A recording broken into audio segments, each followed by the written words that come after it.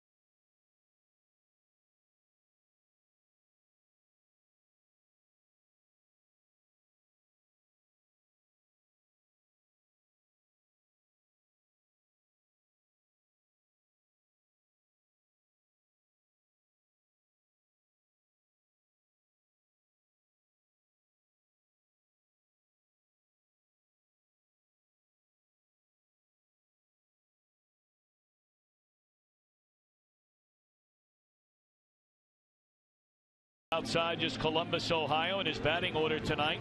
Brought to you by Taco Bell. Sometimes you gotta live Moss. Matt Carpenter followed by Shane Robinson, who gets a nod out in right field. Holliday batting third. Craig Molina, Peralta in the middle.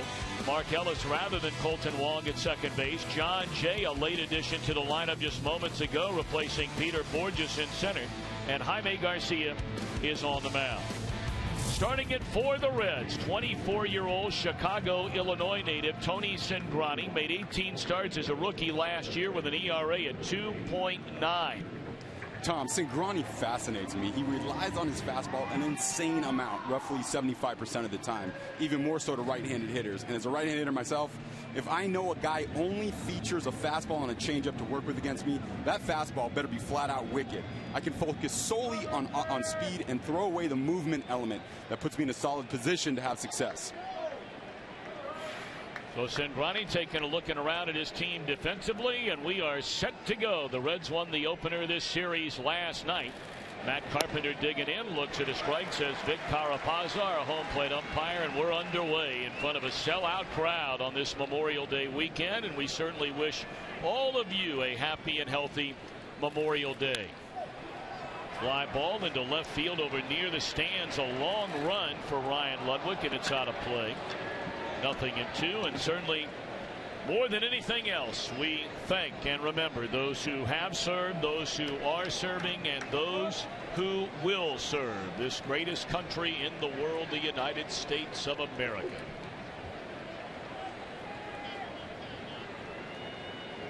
Carpenter had the marvelous year a season ago. He was among the top players in all of baseball. But like many in this Cardinal lineup and many in the Reds lineup, off to a rather slow start the first month and a half of 2014. That one laced into left center field. That'll go to the wall. And Carpenter on a 2-2 pitch starts the game with a double. Absolutely.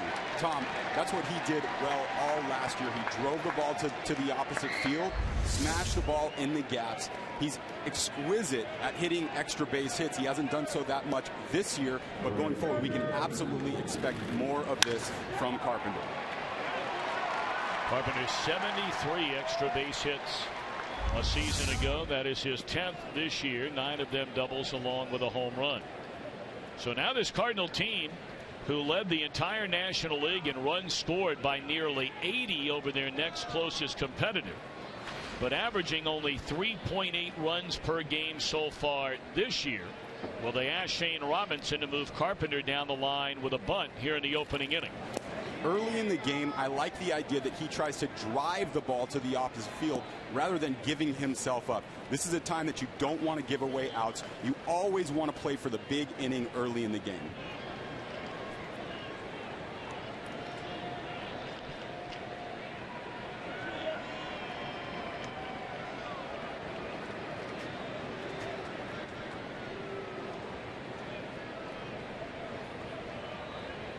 Robinson just 26 at bats, 5 base hits on the season, and that one sails up and away, 2 balls and no strikes. Now Cingrani, like many of his teammates, has already spent time on the disabled list this year.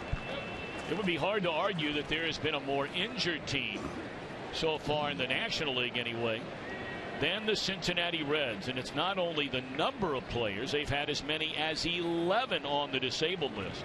It's who those players are or have been. Some of the biggest names on this Reds club. 2-1 to Robinson, and right now they're without their 4-time All-Star and former MVP Joey Votto. Cingrani grew up a White Sox fan over on the south side of Chicago in Evergreen Park. A 3rd-round draft choice. He was a closer in college at Rice University.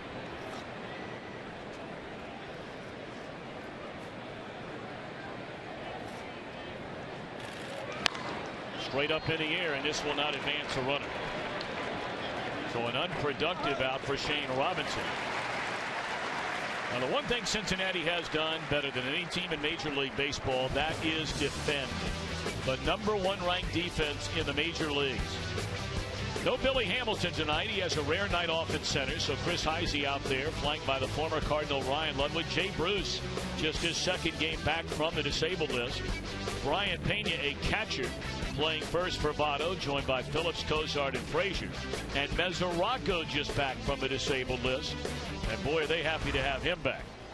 Absolutely. One thing I'd like to see Cingrani do more of is throw more first pitch strikes. He has the 6th lowest first pitch strike rate in the league at 52.1%. The Cards are historically patient. They will be looking to run his pitch count up, fill up the zone. Cingrani. Matt Holliday at 261, a couple of home runs and 25 runs batted in. He was one of those guys, Gabe, you referred to that.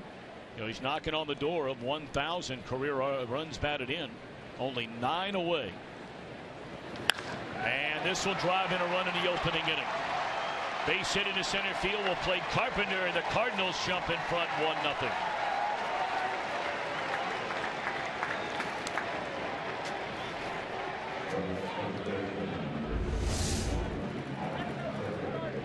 Carpenter did a great job,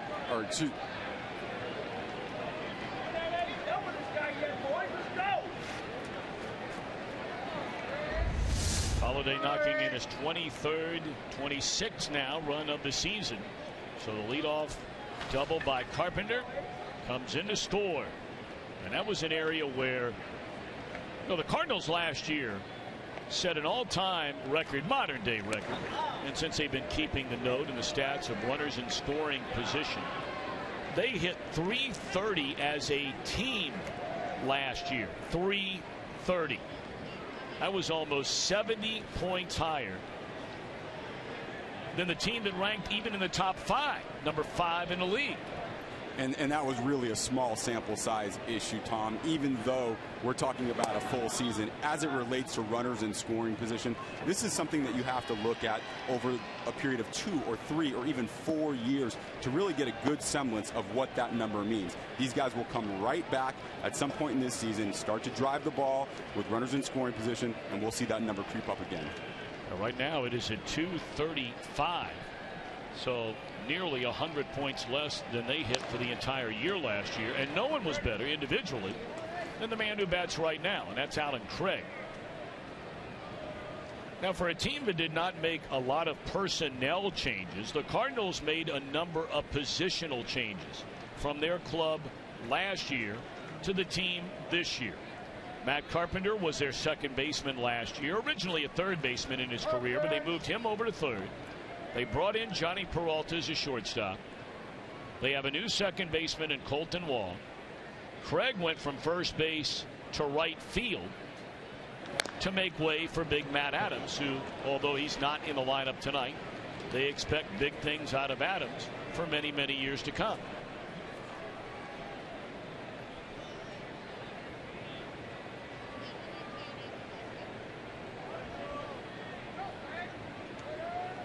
Those are the numbers we talked about just a moment ago. This Cardinal team was unconscious last year. Seemingly every time they had a runner on base, that runner was getting knocked in. Gone swinging Craig, 2 out in the inning.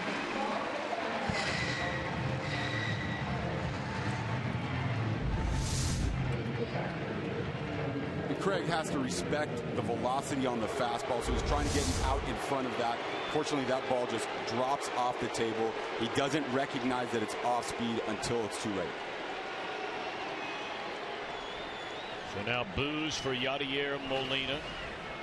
Going back to that 2010 season when these clubs brawled in this very ballpark, it was ignited by Molina on the Cardinal side. Brandon Phillips had made comments about the Cardinal team prior to the series. Phillips came up the first at bat in a series, and they went jaw to jaw, and a brawl ensued. And a bouncer to short that will end the inning, but a scoring inning for St. Louis as Holliday knocks in Carpenter. The Reds come to bat against Jaime Garcia when we return.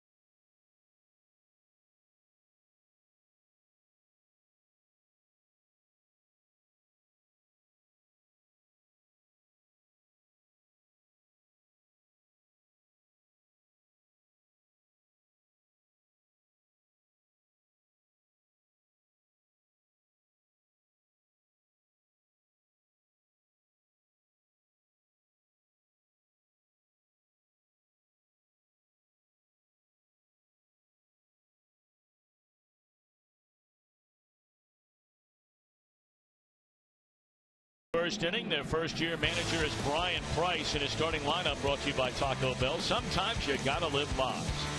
Chris Heisey replacing the speedy Billy Hamilton tonight. He's in center. Todd Frazier at third. Brandon Phillips at second. Devin Mesoraco, their catcher, the cleanup hitter. Jay Bruce in right. Ryan Ludwig in left. Pena, Cozart, Cingrani, the latter third. And they get a look at a man who has beaten them through the years 9 times. Jaime Garcia made 9 starts last year, underwent shoulder surgery for both his rotator cuff and his labrum. But boy, when he's on the mound and throwing the ball well, he can be as good as any left-hander in the league. Yeah, you mentioned it. He's a rare survivor of both Tommy John in 08 and as well as labrum and rotator cuff surgery in 2013.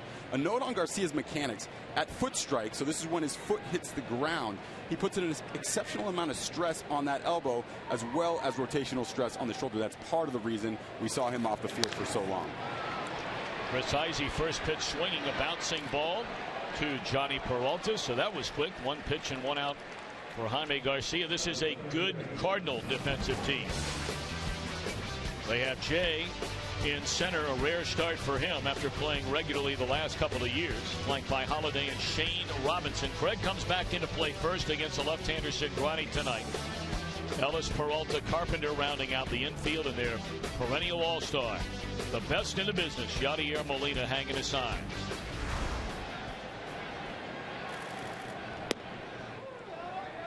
Todd Frazier, the Reds' third baseman, beginning his 3rd full year in the major leagues, his 2nd full year as an everyday player, and off to a tremendous start. 9 home runs, 27 runs batted in, and last night he stepped up there in the 3rd inning with 2 aboard off Shelby Miller. Yeah, and you saw him turn his body, and he utilizes his hips so well. He cocks them early, and then he releases them right at the point of contact. Frazier, born and raised New Jersey guy, played collegiately at Rutgers University in New Jersey, and many may remember he was the star player of that Toms River, New Jersey Little League team a number of years ago that captured the imagination of America, winning the Little League World Series. And fooled there, and he's gone swinging, 2 out.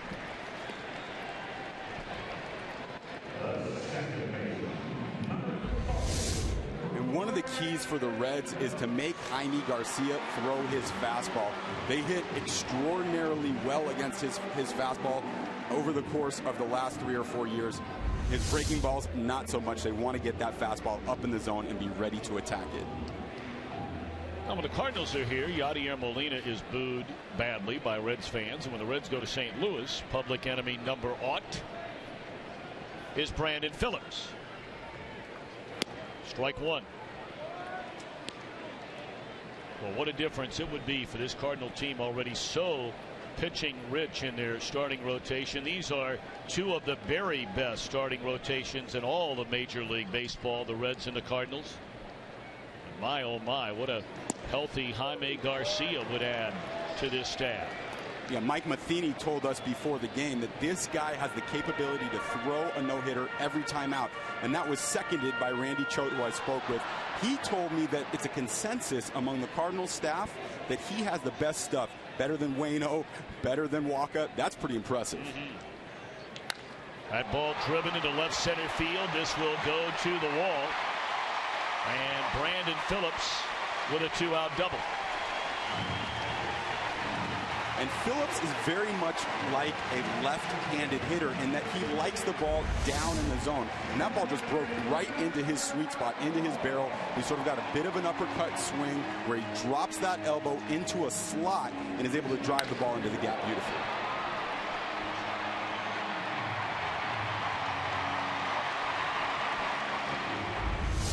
So now the Reds with a scoring opportunity here in the bottom of the 1st inning.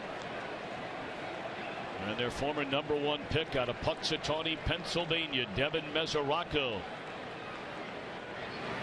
Check swing and a miss. Mesoraco began the year on the disabled list. He came back, ironically, in St. Louis. His first 2 at-bats of a series here earlier in the year. He had 2 doubles. Next day, hit a home run. He has played in 19 games. He has 18 runs batted in. Reds have been waiting on him to become their everyday guy, and he's finally arrived.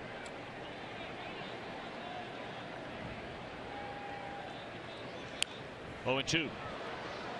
Mesoraco gave a little breathing room last night. 1-run game.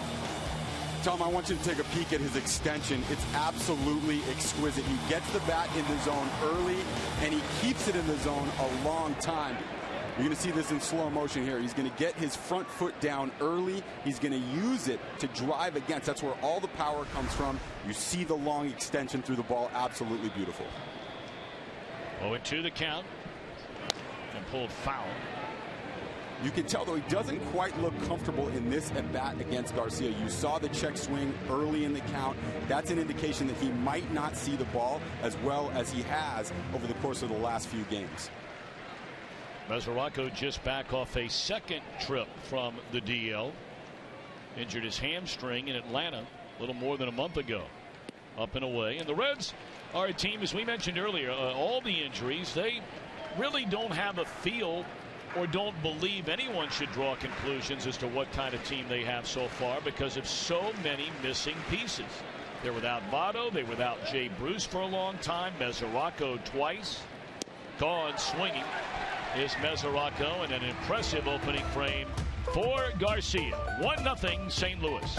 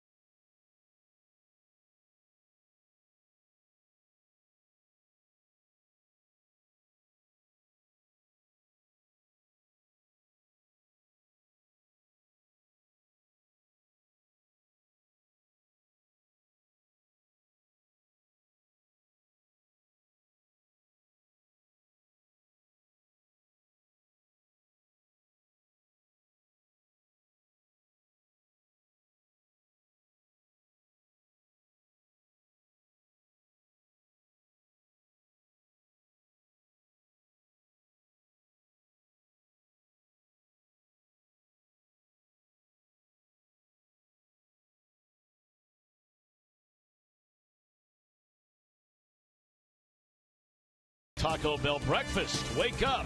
Live Moss. High atop Great American Ballpark in downtown Cincinnati. We've played an inning. And the Cardinals out to a 1-0 lead.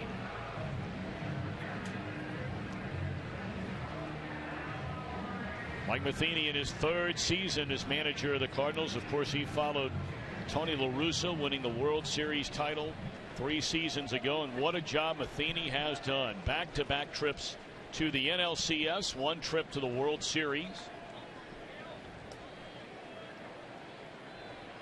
Johnny Peralta, one of the newcomers to this Cardinal roster, signed during the offseason, raised a lot of eyebrows when the Cardinals signed Peralta following his suspension last year. Always a risk, Tom, bringing in a guy that has some PED speculation. You never know which way his numbers are going to go. If I'm a general manager, it's something that I'm very careful with when identifying players I'd like to acquire. Hook to the left side, and Cozart gobbles it up, throws on to Pena, 1 away. It's time to take a look. All right, Mr. Kapler, your first one out of the box, our Lincoln Motor Company keys to the game. For the Cardinals, we're going to run Cingrani's pitch count up, force him to throw strikes, and get in that bullpen, who as a group are baseball's worst so far this season from an ERA perspective. Cingrani has been over 100 pitches twice this season and is walking nearly 5 batters per 9 in 2014. For the Reds, Cingrani needs to throw more first pitch strikes. I had mentioned earlier the 6th lowest first pitch strike rate in the league. So just fill up the zone, young man. And that note about Garcia and throwing more fastballs, his fastball has been his most hittable pitch. Absolutely, and for most pitchers, if you're a hitter, you stand in the batter's box, the fastball is the first pitch you want to identify and jump all over. It is the easiest pitch to drive into the outfield gaps. 1-1 to Mark Ellis, who spent most of his career over in the American League, primarily in Oakland. Last couple of years with the Dodgers in the National League. They brought him in as well during the offseason. And like Peralta, another newcomer, a broken bat rolled to short, 2 away.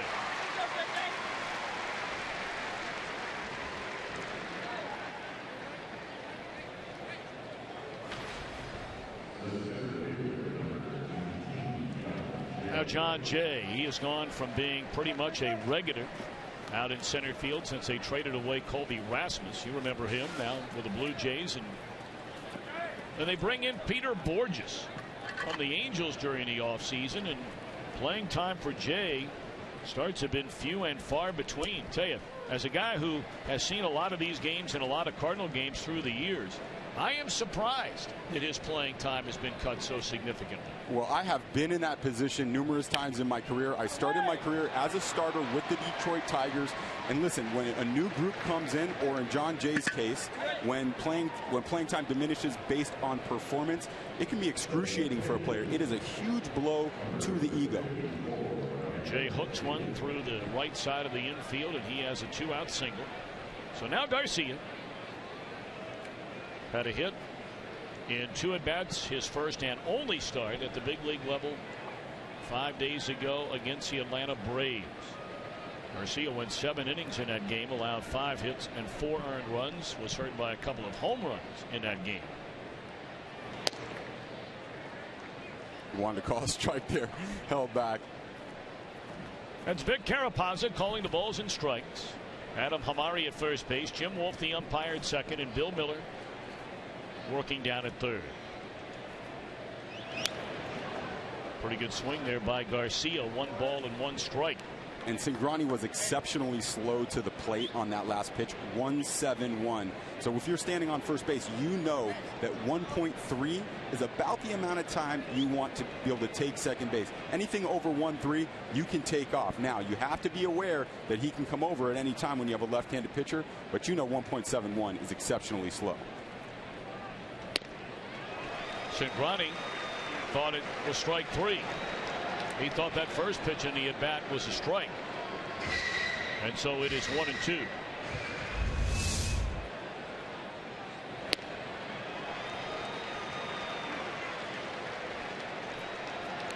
You need 3 of those. I think Brian Price might have been a little bit confused. I think he believed the first pitch in that at-bat was a strike to Garcia. Or perhaps he's just coming out there to make sure that Cingrani doesn't look like he was off his rocker a little bit. Well, the third base umpire Bill Miller coming down to find out what this is all about.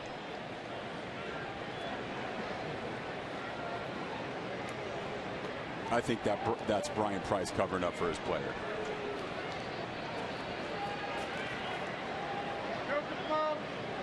Now the Cardinals are in no way, shape, or form a running team.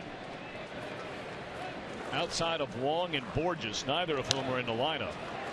Outside of that, there is really not a stolen base threat in their lineup. That is one significant difference between these two teams. It's not that the Reds are an overly athletic team, but they are a very aggressive base running team. They have the 2nd most stolen bases in all of Major League Baseball.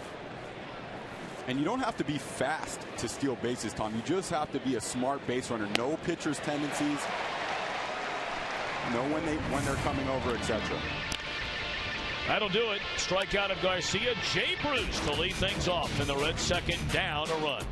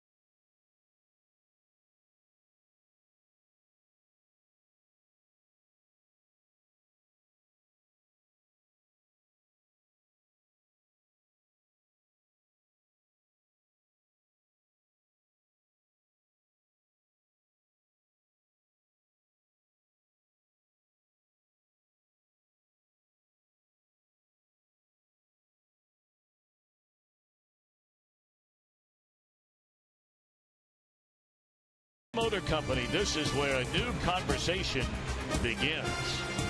There you get a look inside the Reds Baseball Hall of Fame and Museum. It is just a spectacular venue. And here we go in the bottom half of the second inning. St. Louis scored in the first on a double by Matt Carpenter. He scored on a single by Matt Holliday. So now the Reds will bat in the second inning. Jay Bruce off the disabled list. When's the last time you saw a guy go on the 15-day disabled list, undergo knee surgery, and come back and activated 15 days later? It doesn't happen very often, and when it does, it means that that player is chomping at the bit to get back on the field. Jay Bruce is a leader in this clubhouse. Manny Parra expressed that to me last night. Very impressive personality, magnetic, charismatic, and absolutely one of the friendliest men you'll meet in the game. Bruce started this season just 26 years young. Two-time National League All-Star.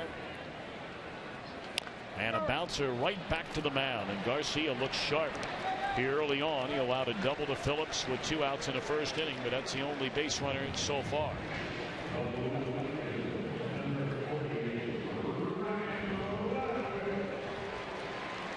"17 pitches, 15 of them for strikes for Jaime Garcia." And part of the reason he might be throwing so many strikes is he sees how uncomfortable batters are getting into that box. They're not picking up his stuff well.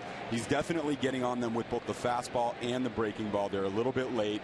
And I think over the course of the game, if he continues to pound the strike zone, this is going to be a tough day for the Reds. Former Cardinal had a lot of success as a Cardinal, did Ryan Ludwig. That ball right on the nose and nearly misjudged in right by Robinson, but able to recover for the second out of the inning. Well, we take a look ahead to next week. Another Major League Baseball doubleheader. Atlanta takes on the Marlins on Fox Sports 1. Then Baseball Night in America on Fox. Some will see the Rays and the Red Sox. Others will see the Pirates and the Dodgers. Our MLB doubleheader begins next Saturday, 3:30 Eastern on Fox Sports 1. Continuing at 7 p.m. Eastern right here on Fox. 2 up, 2 down for Brian Pena, who's been getting playing time over at first base. He only made 4 career appearances at that position until Joey Votto just went on the disabled list.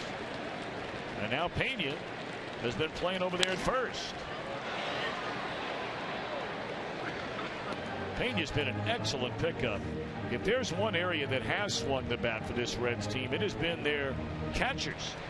Mesoraco, Pena, and Tucker Barnhart have combined to hit 300. That leads all Major League Baseballs, and they lead the major leagues in slugging percentage from the catcher spot. There you go. Look at Votto.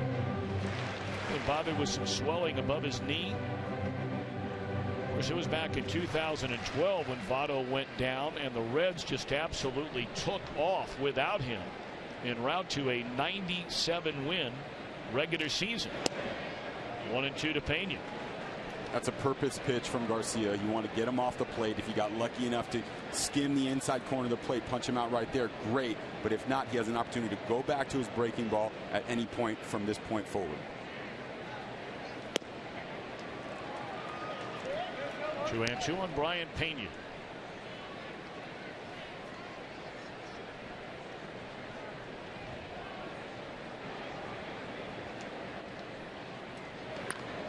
Swung on and fouled out of play. Pena, what a play he made here at first base last night in the 8th inning. Look at this flip to the covering Jonathan Broxton. Then earlier today, his running mate Brandon Phillips doing his impersonation of Pena. I mean, Phillips was giving it to him like nobody's business after that play last night.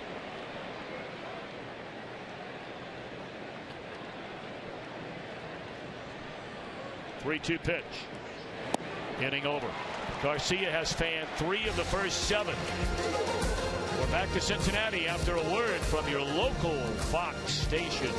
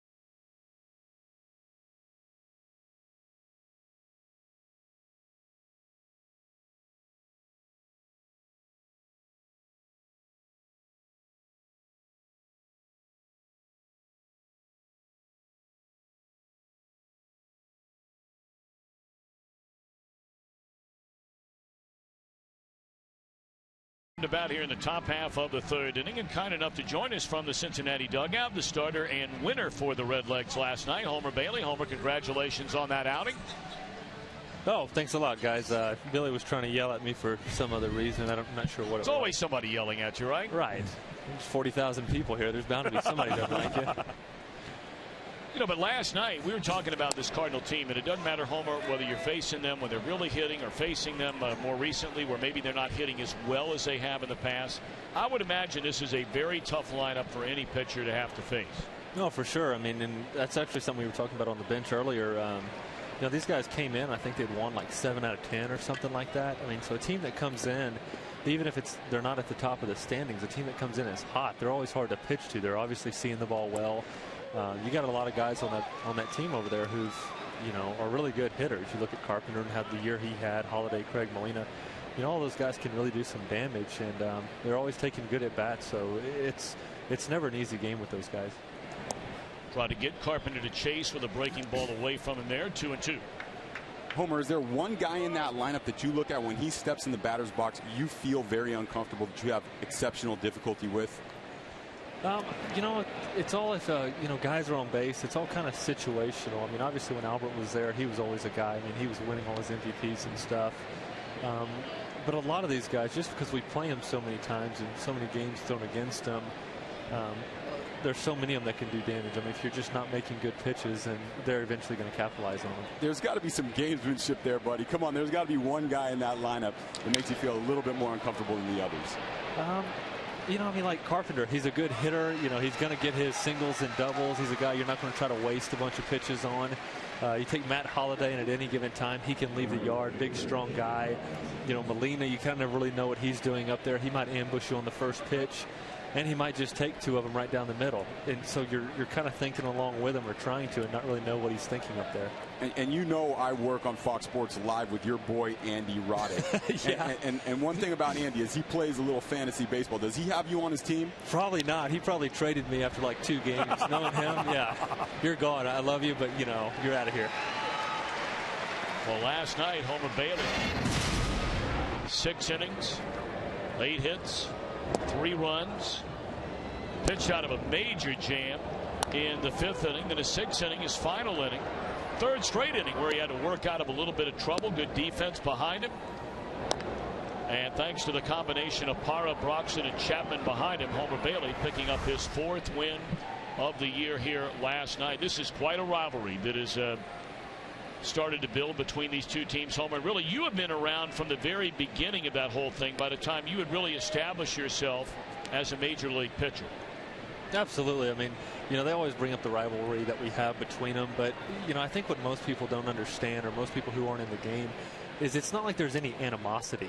You know, I mean, I can see some of these guys on the field before the game. I'd probably, you know, shake their hand, hey, how's it going? And whenever they leave, you know, of course, I hope we beat them every game, but you know, hey, good luck, guys, down the road, you know, whatever. And they would be the same way. So it's not like they come into town and we completely dislike them or anything like that. But it's fun. It's fun competition, and I mean, that's kind of why we play the game, is to have this kind of atmosphere. But Homer, doesn't a little animosity add to the rivalry? I remember playing the New York Yankees in the mid-2000s, and we absolutely hated them. They absolutely hated us, and that made for more, I guess, a more emotional atmosphere. You know, not in a mean type way, or not in a negative type way, but beating them always does feel a little bit better. There's no doubt about that. 3-1 account on Matt Holiday, 2 down, none on. Mansanbrani taking a little bit of extra time before this 3-1 offering to Holiday. And there's ball 4. Well, 3 things. Maybe you know, maybe you don't know. I bet you know number 1. Homer Bailey, one of 3 Reds pitchers to throw 2 no-hitters. He's thrown 1 in each of the last 2 years, joining Johnny Vandermeer. He did it back-to-back games in the great Jim Maloney. Now, Homer comes from your great-grandfather. Is that right, Mr. Bailey? Right. I mean, and it's a name I've had since I was probably a year old. So, you know, it's just kind of what everybody knows me Great by. Baseball name, though, you got to admit. Not if you're a pitcher, obviously. and I've definitely given up my share of them this year. So it's, you know, coming back to haunt me now.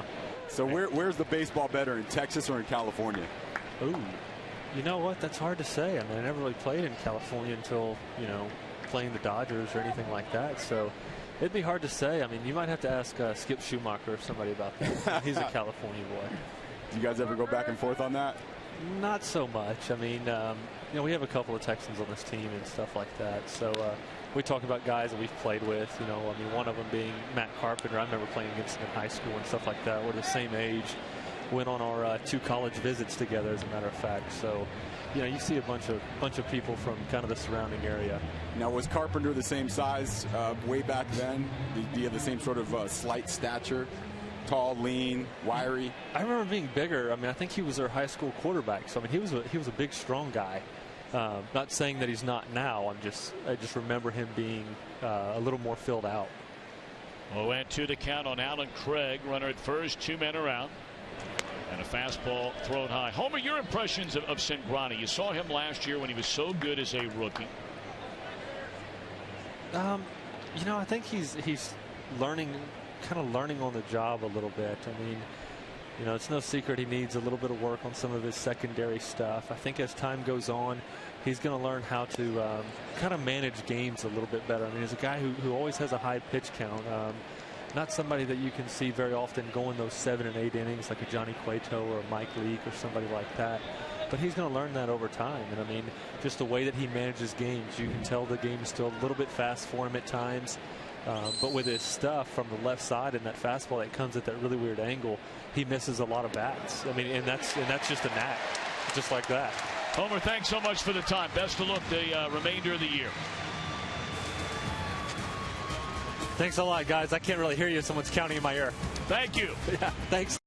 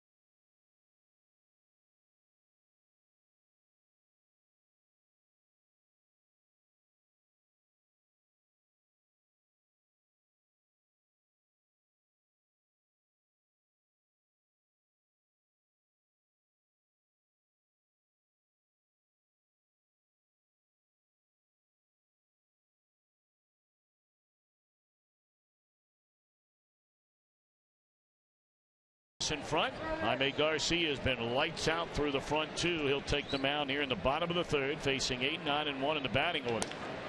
And first pitch swinging, Zach Kozar. Reds going after that first pitch fastball, and not much success so far. And now it's time for our Lowe's Never Stop Improving Pitcher Profile.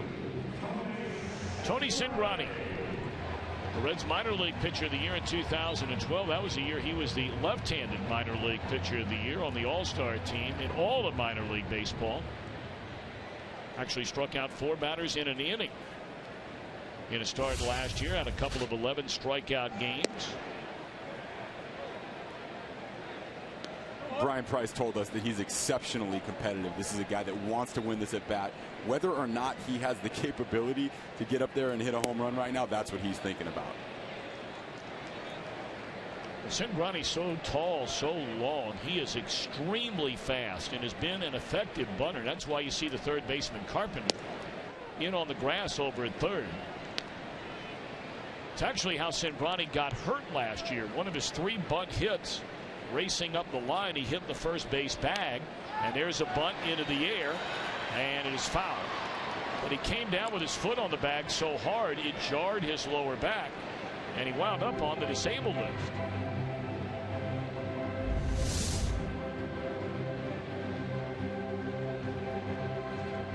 Sort of speaks to his competitive nature. He wants to put that bunt down and running hard all the way through the bag, even though the ball's clearly a foul ball.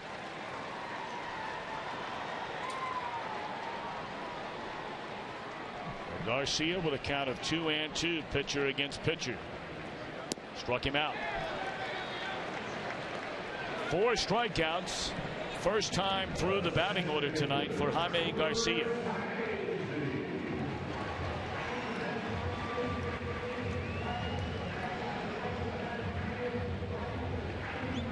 Mentioned no Billy Hamilton tonight. They'll pick their spots. He is a switch hitter.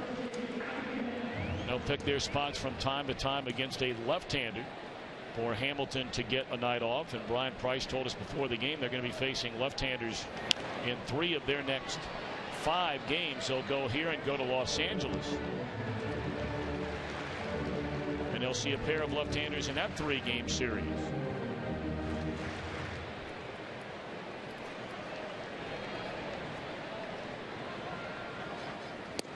Hamilton stole 2 more bases in the game here last night. Remarkably, he has not been thrown out in 7 stolen base attempts with Yadier Molina behind the plate. And no one throws out base runners in the big leagues with more frequency than the great Yadier Molina. Strike 3 to Heisey, and that's all for the Reds in the 3rd. Speaking of Yadier, he'll lead things off for the Cardinal 4th. 1-0. St. Louis in front.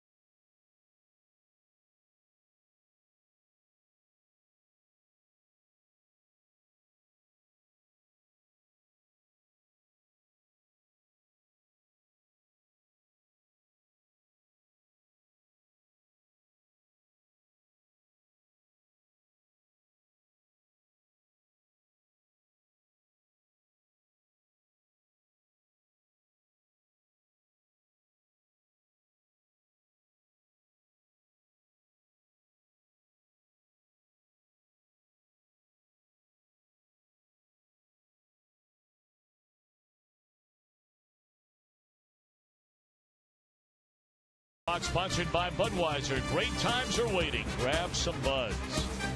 And by T-Mobile.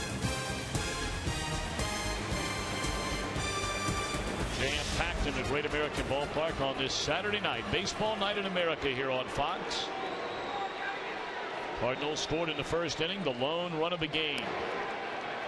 What impresses me so much about Molina is his ability to contribute offensively, given the toll his body takes behind the plate on a night-to-night basis. And it's really amazing. At 31 years old, he's raised his batting average each of the past 3 seasons, including his slugging percentage 3 years in a row. And that ball is hammered into deep right center field, and Molina plays long ball. 2-0 St. Louis.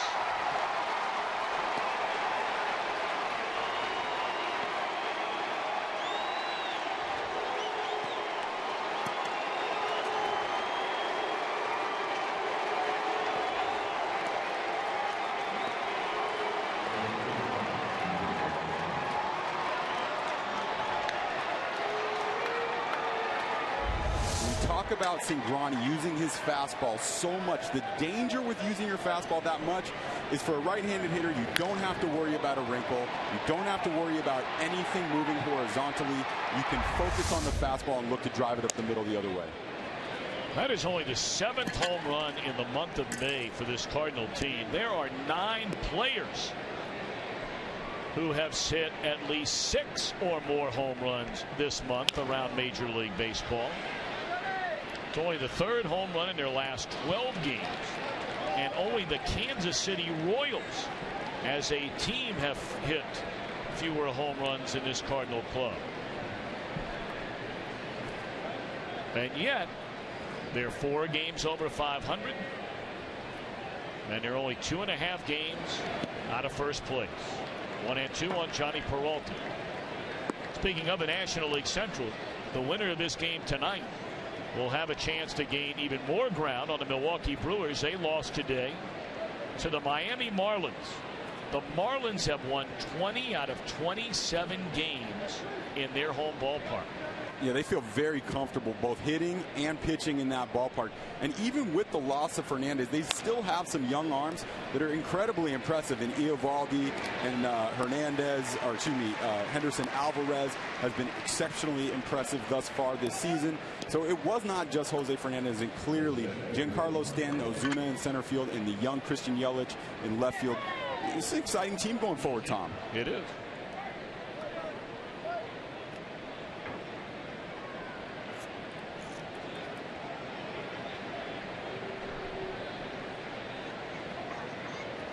Two-0 Cardinal lead, and now Mark Ellis. He bounced out to the shortstop Kozai his first time up, and there's strike 1 from Cingrani.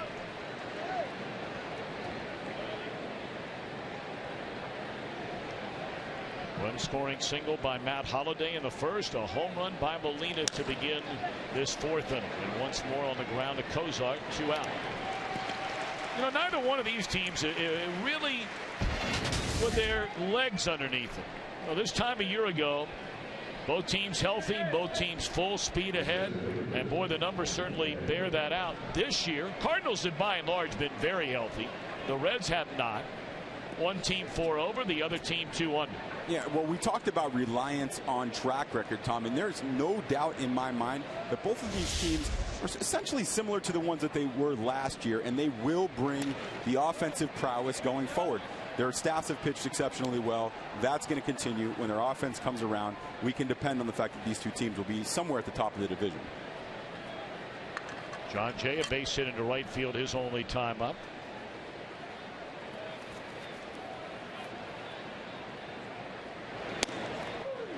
And it's 0-2.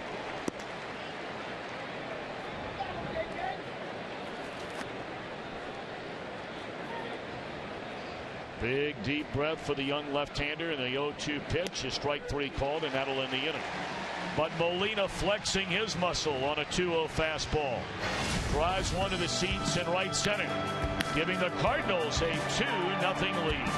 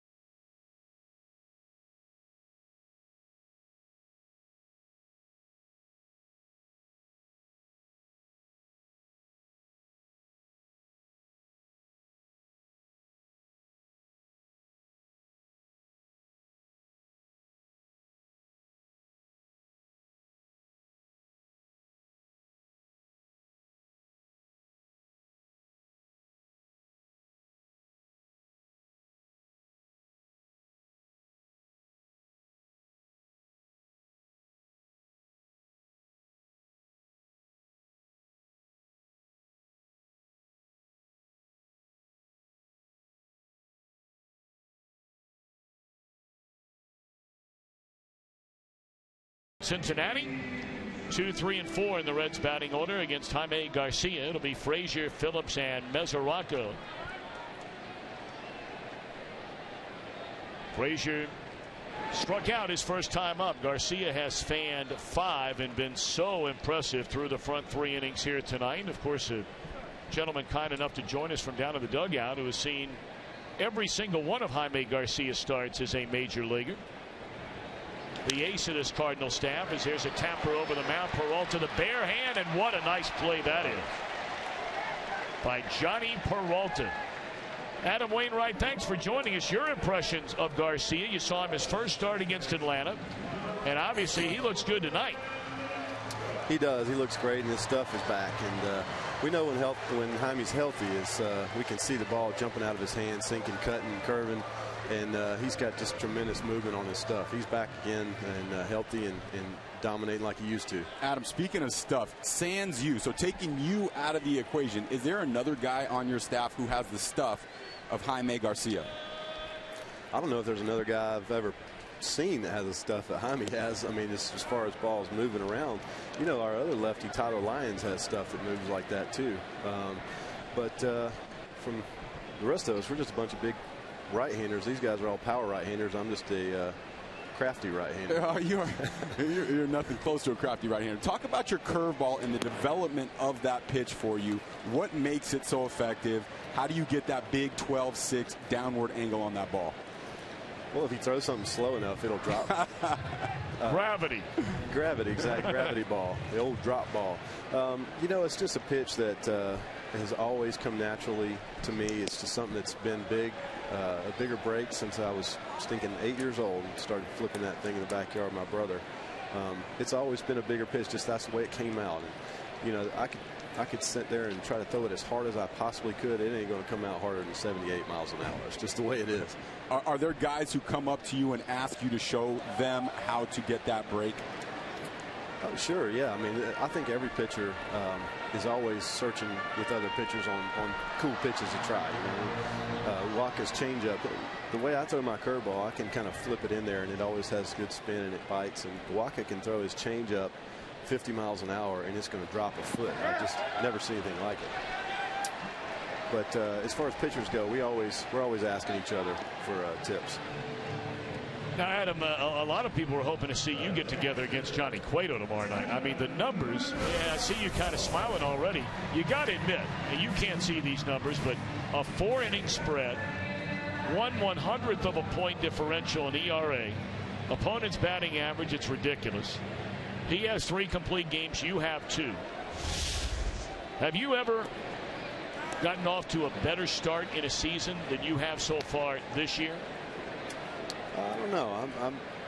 I've got off to some pretty good starts. I don't know if it's quite where I'm at now, but you know, those numbers right now are fine, and that's good. But you know, when we end this season, that'll be where the numbers really matter. So I'm hoping to keep this momentum going. I try not to talk too much about numbers early on in the season. I mean, I know we've only played a month and 3 weeks right now, so we got a long ways to go. And you and Cueto have already gotten together once. That was on opening day this year. And guess what the score of that one was, folks? 1-0. Yeah, he's a tremendous pitcher, a good competitor, and somebody who always pitches tough against our team. So I think any competitor will tell you that they like going up against guys that they know they got to bring their best stuff to beat. And so Johnny's one of those guys, and we had a great matchup the first game. 2 Hopper, 2 Peralta, and it's a 1-2-3 inning. Well, Adam, thank you very much for your time. Short and sweet. We appreciate it. All right, thank you. All the best. 1-0 St. Louis, end of 4.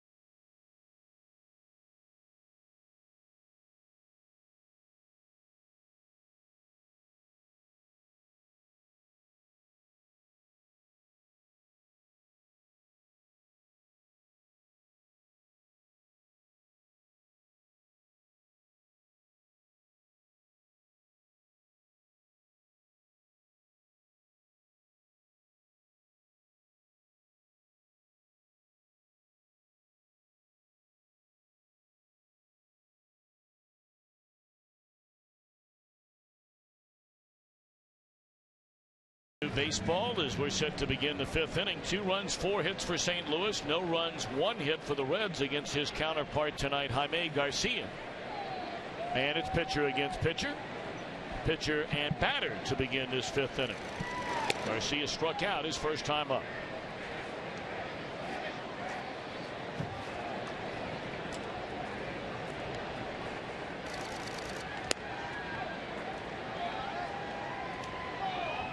If you're just joining us, Matt Carpenter led off the first inning with a double. He scored on a single by Matt Holliday. And then Yadier Molina homered, leading off the Cardinal 4th inning. And Cingrani's fallen behind Garcia 3-0.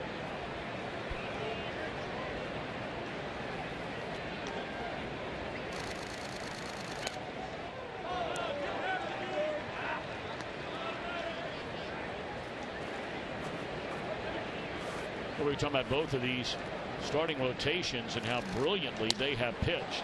And there's a base hit down the left field line by Garcia.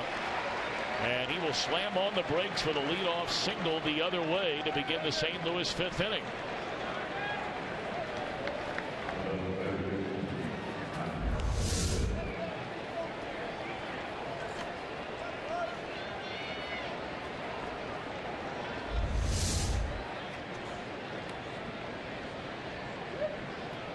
The Cardinals brought back a starting rotation, and they weren't sure what they were going to get out of Garcia coming back from surgery on his shoulder.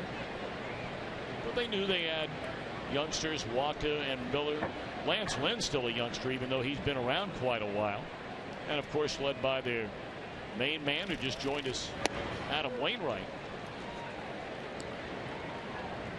The Cardinals, the 3rd lowest ERA in Major League Baseball. The Reds have the 6th lowest ERA in Major League Baseball. And perhaps for the Reds, it comes as somewhat of a surprise.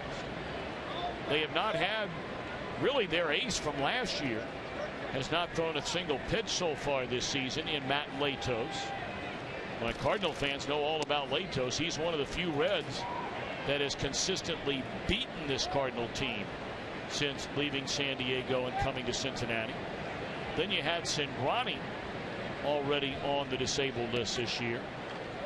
So you look at a guy like Alfredo Simon, who made 99 appearances for the Reds out of the bullpen. He is 6-2 with an ERA at 2.5. Yeah, it's amazing how well they've performed without Latos. I don't think fans outside of Cincinnati realize how good he has been. Straightaway center field. That'll back up Heisey to the track. 1 out. Well, we invite you to celebrate Sundays all season long. Great ticket special packages offered all around the big leagues. Head to the ballpark with your friends and family. Go to MLB.com/Sunday.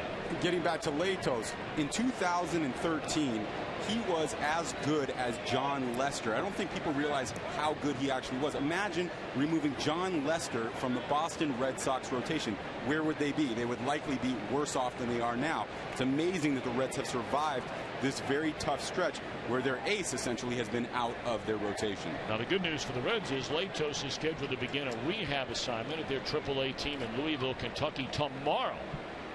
So they would like to think he gets 3, maybe 4 rehab outings under his belt, and he could be back within the next 2.5 weeks. And I spoke to Hunter Bledsoe, who is Matt Latos' agent. I spoke to him last night. He told me Latos is feeling extraordinary. He's ready to go.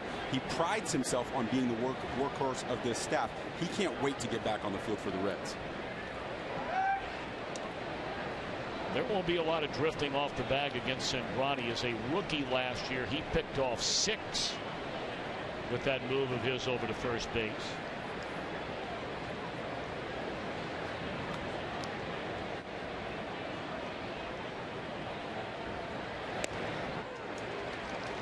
One and one to Shane Robinson, 0 for 2. Popped to short in the first inning. Flied out to center field in the third. Holliday knocked in the game's first run. He waits in the on deck circle. 1 on, 1 out, 1-1 the count on Robinson.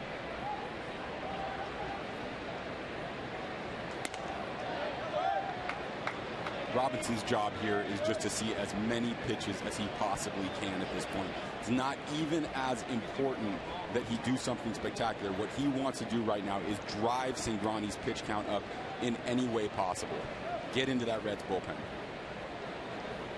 And that is the area kind of picking up the theme about this Reds pitching staff to have the 6th lowest ERA in baseball, where they've really been hurt with injury, maybe more than any other area of the team.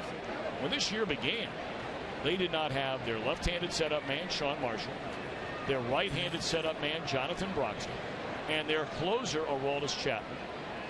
Nor did they have their 7th inning guy in Alfredo Simon, because he had to go into the rotation for Latos. Double play ball here should end the inning. And it does. Bruce Ludwig Pena due up. Bruce and the Reds trail by a pair.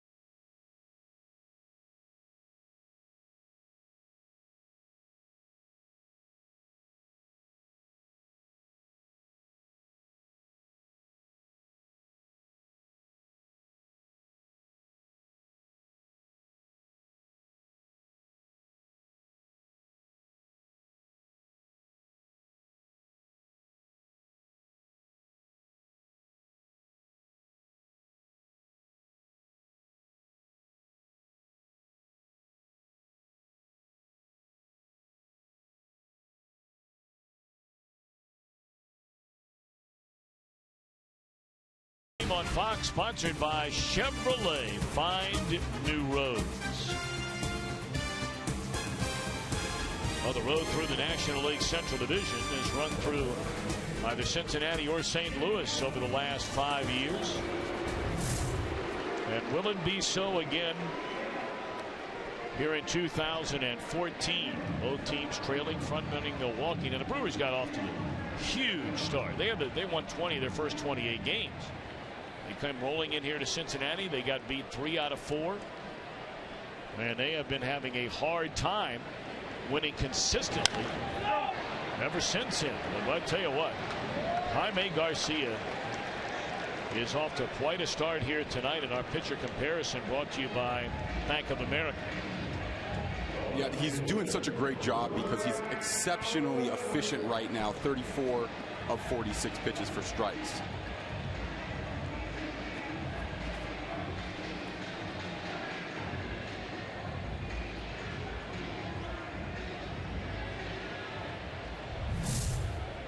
Get a look inside the numbers. Cingrani's allowed 5 hits, allowed only 2 runs. But look at Garcia's now retired 11 in a row. The only Reds base runner was a 2-out double in the first inning by Brandon Phillips. And this will be an easy second out. Another Red swinging at a first pitch in the at-bat. And at this point, it's a little too late to make the adjustment. This is something that they needed to do in the first, second, and third innings, is work deeper counts, see more pitches, force Jaime Garcia to go into deeper counts where he's going to be less comfortable. At this point, it's too late. Now you may as well look for that fastball in the middle of the plate, continue to swing the bat, because you're not knocking him out of the game based on pitch count. Of course, you got to look at Brian Price, a first-year manager. He was the pitching coach under Dusty Baker over the last 4 years. But he has seen this kind of uber aggressive approach at the plate by his Reds all year long. They've had a miserable time scoring runs. Seemingly one-run games being played every night. 20 of their first 44 games were one-run games. Yeah, and one of the things the Reds lineup should be doing at this point is making sure that you're following suit. So if the guy in front of you is being aggressive in the count, go ahead and be aggressive too. Now, I know Pena decided to take that first pitch of that count because the rest of his mates were swinging so often. But at some point, you have to be doing what the rest of your group is doing and have a plan and approach at the plate. Pena finds a right center field gap. That's a Red second hit.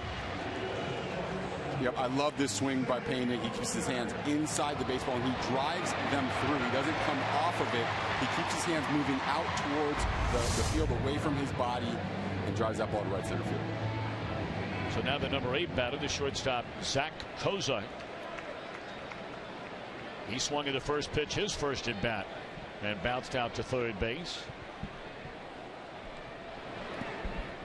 Kozar, a guy who, like this year, got off to a terrible start last year, was hitting barely over 210. But then in June, July, August, and September, he was a 300 hitter. And really, you look at his numbers, and from the shortstop position, I think most teams would live with a guy who has 30 doubles and drives in 63 runs from that position in the lineup. The most important factor for him right now is he's getting on base at a 25% clip. He needs to see that jump up a little bit. Again, work deeper counts, foul off some pitches, find your way on first base. The name of this game is not making outs, finding your way onto the pillows. And there's a base hit in the left field by Kozar. They're going to wave around the running. Here comes the throw by Holiday, and airmails everybody. And the Reds are on the board on a single by Zach Kozar, and it's a 2-1 ball game.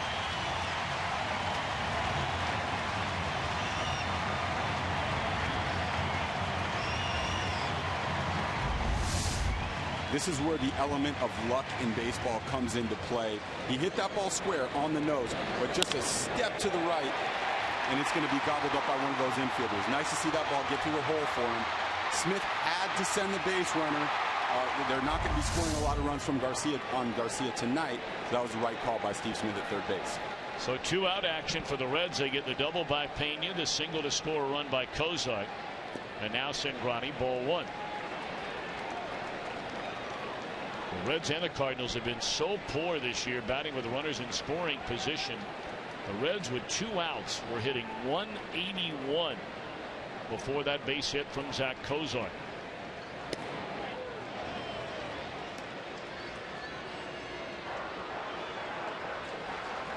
Winner of this game picks up ground on the Brewers in the NL Central.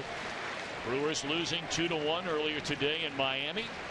And it's a 2-1 game here, St. Louis. 1-2 on Cingrani.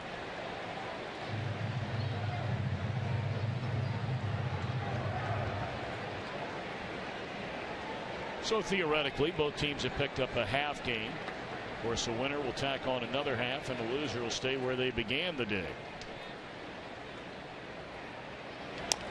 Little dribbler. Nice play by Garcia. And that'll end the inning. Reds get a run.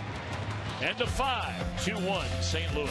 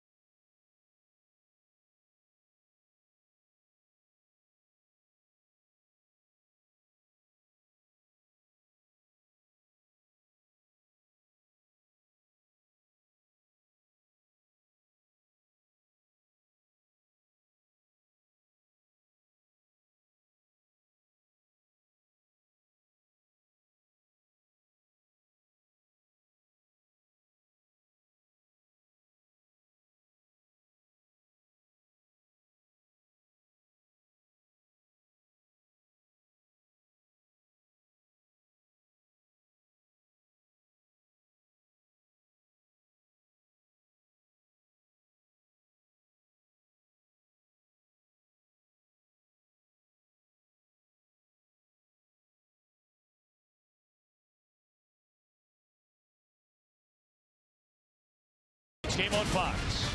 Sponsored by Bayer Back and Body, the official pain reliever of Major League Baseball, and by Burger King. Come try the new Chicken Big King, only at Burger King. Welcome back to downtown Cincinnati's Great American Ballpark.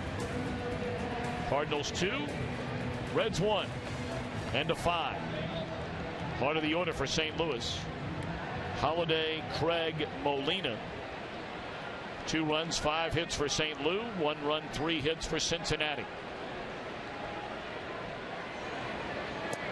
Now, a lot of people in St. Louis are making a big deal because, you know, they watched this incredible offensive juggernaut just go right through the National League last year, and they're wondering, you know, what's going on this year. 3.8 runs per game, and I don't know, maybe it's because Albert Pujols left and Matt Holliday came into that number 3 spot in the batting order, but Holliday certainly seems to be a lightning rod for a lot of this conversation, despite the fact that, I mean, this guy has been a really, really good, oftentimes great offensive player for a long time. And there's a base hit back up through the middle for Holliday to begin the inning. I mean, you look back to last year, we talked about the runners in scoring position. 100 points nearly down. Guys like Carpenter, Alan Craig. The runs per game so far, not there. Tom, at the beginning of this season, everybody was saying, what's wrong with Miguel Cabrera? And then Mike Trout goes through a little slump, and everybody says, what's wrong with Mike Trout? Baseball is not meant to be looked at in a nutshell. It's meant to be looked at over long periods of time, big sample sizes. These guys have done it over and over and over. Matt Holliday hits 20 home runs every year that he's healthy. So why should we suggest that just because he's off to a tough start for 2 months, that that's not going to come back around? I have no worries. That 20 home run number will be there at the end of the year.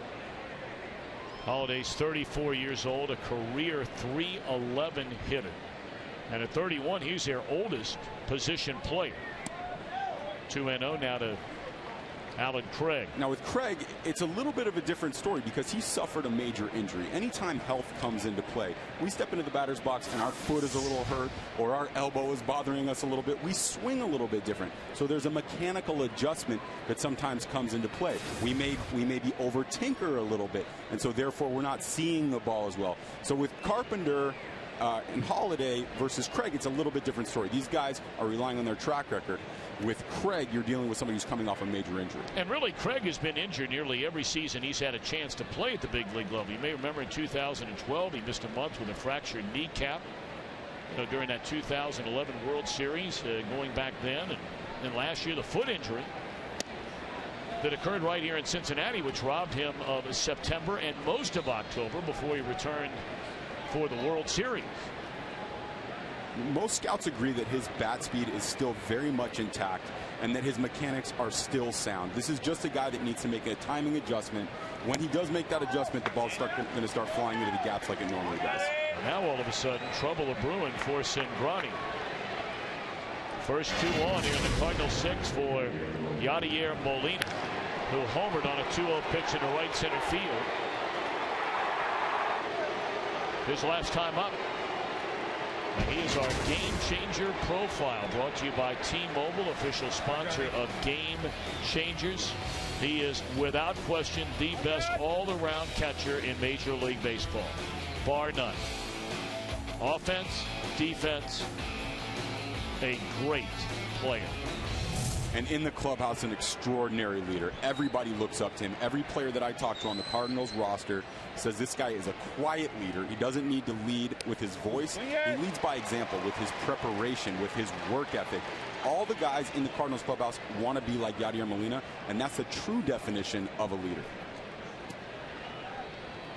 Molina did not go after the first pitch his last time up. He hit that home run on a 2-0 count. He is a notorious first pitch swinger. Jam shot, fly ball, short left field, and a diving play by Ludwig.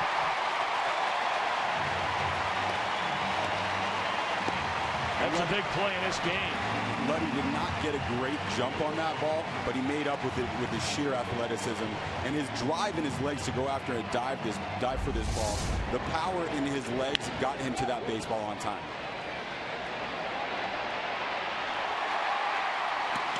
Ludwig, another guy who's been beat up.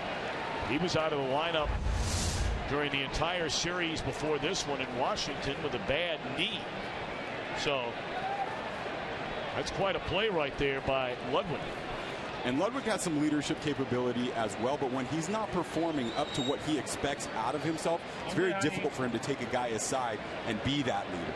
He needs to perform to the best of his capability, and then all of a sudden that leadership will come together. 2 on, now 1 out for Johnny Peralta, who's hit a pair of ground balls to the left side. 1 to short, 1 to third. Ball 1.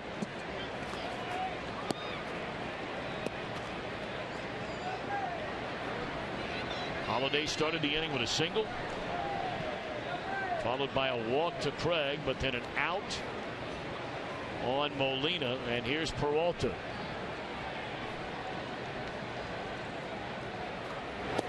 E-ball. 2-0. E-ball. And Peralta understands the magnitude of the situation. He is not going to let the adrenaline get the best of him. You see him super calm in his countenance and his facial expression, his overall body language. He feels very comfortable in the batter's box, even in this big situation in the game. Slow to get started in this category, like many of his mates, is Peralta. But a 2-0 count here with 2 on and 1 out. All 3. All of a sudden, Cingrani having a hard time throwing strikes. And if you're Peralta right here, you're swinging the bat if you get a ball right down the middle of the plate. You are not afraid to try to break this game open with a double in the gap or a home run. J.J. Hoover, right-hander, gets loose in the Cincinnati bullpen. That bullpen for the first time all year getting closer and closer to full strength health-wise. And there's a 4-pitch walk to load him up. 2 walks in the inning by Cingrani. And it'll be Jeff Pico, the pitching coach, to come out and visit his left-hander, who has put himself in a major jam here in the 6th inning with wildness. What a throw you have. Huh? What a throw you have.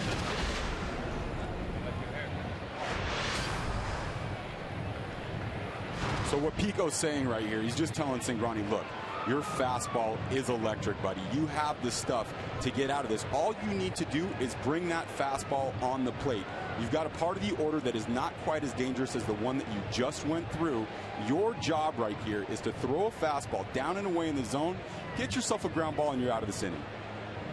And the Cardinals tend to do that. They have bounced into 46 double plays this year. That's the 3rd most in all of baseball, including 1 here tonight by Robinson to end the 5th inning.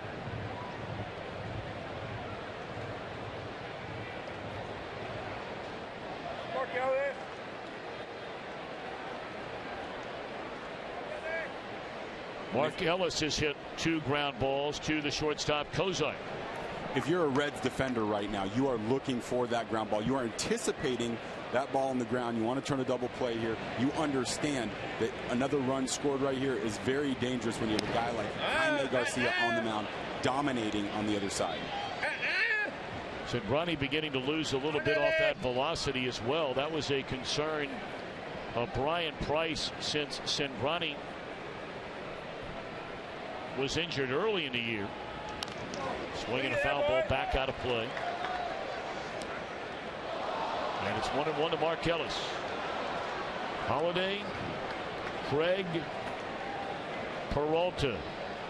And at some point soon, you might see LeCure get up in the Reds bullpen. This is a guy that Brian Price depends on, not just for short stints, but sometimes for multiple innings. So you might see LeCure get up at any point soon. 1-1 to Ellis. High fly ball into deep left center field, and this will be caught by Heisey. It will play to run on a sac fly. It's quite a play by Heisey on a ball driven deep into left center. It's a 3-1 St. Louis lead here in the 6th inning.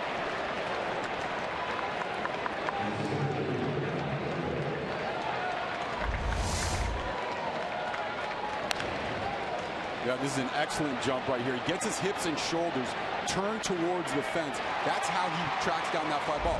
You've got to be directionally sound in addition to getting a good jump to track that ball down on the track. So the wildness in the inning comes back to bite Cingrani. He put that runner at third after a leadoff single due to a pair of walks. 4 pitch walks. You can see the explosiveness on Cingrani's fastball is not what it was early in the game. It's lacking that jump and that life.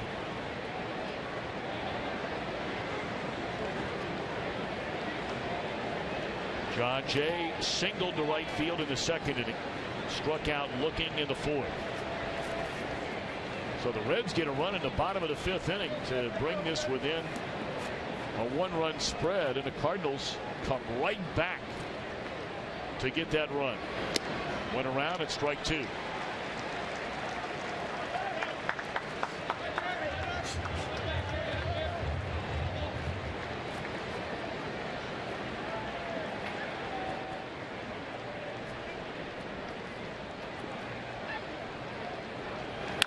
Line drive and a base hit by Jay on an 0-2 pitch. He'll plate another run. 4-1 St. Louis.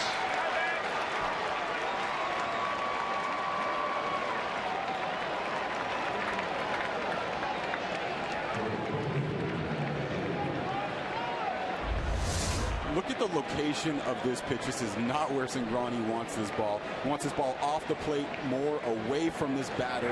Unfortunately, it's too close to the plate. He's able to drive it the opposite way. Tell you, I brought it up earlier, and I'll say it again, and I know I'm not the Cardinals general manager, but I am still very, very surprised that Jay has lost such significant playing time so far this year. This guy, a late addition to the lineup tonight, 2 hits and RBI, and he's given his team a 4-1 lead.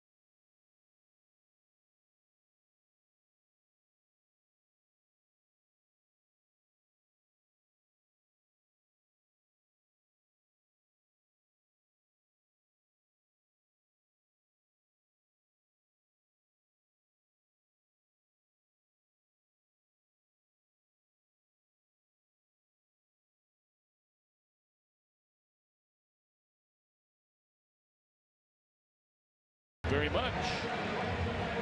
2 big runs in the top of this Cardinals 6th inning. And a 3-run lead. Strangely enough, the Reds and the Cubs are the only 2 teams in baseball that have not come back from a 3-run deficit this year. And the Reds trying to do it tonight against Jaime Garcia. Only pitch number 59 for this Cardinal left-hander. Strike one against Heisey, who's playing for Billy Hamilton on this Saturday night. And that ball is hit down the left field line into the corner, and it's off the wall. And Heisey begins the inning with a 2-base hit, just missing a home run.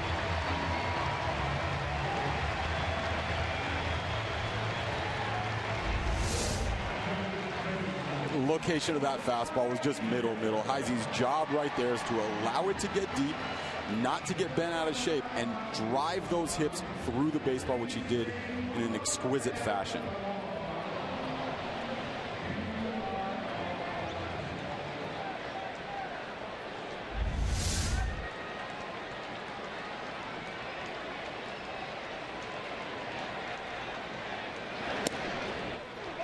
So now Todd Frazier. Frazier, one of 4 National League players so far this season to lead his team in home runs, RBIs, and runs scored. Household names, the other 3. When you ask yourself who is the best third baseman in the National League, the names that come to mind are David Wright. Nolan Arenado's having a fantastic year. Base hit by Frazier in the right with nobody out. They'll hold Heisey at third base, and now all of a sudden the Reds down 3, put 2 on to begin the inning. From an advanced metric perspective, from WAR, wins above replacement, Todd Frazier is the best defensive third baseman, the best overall third baseman in the National League this season.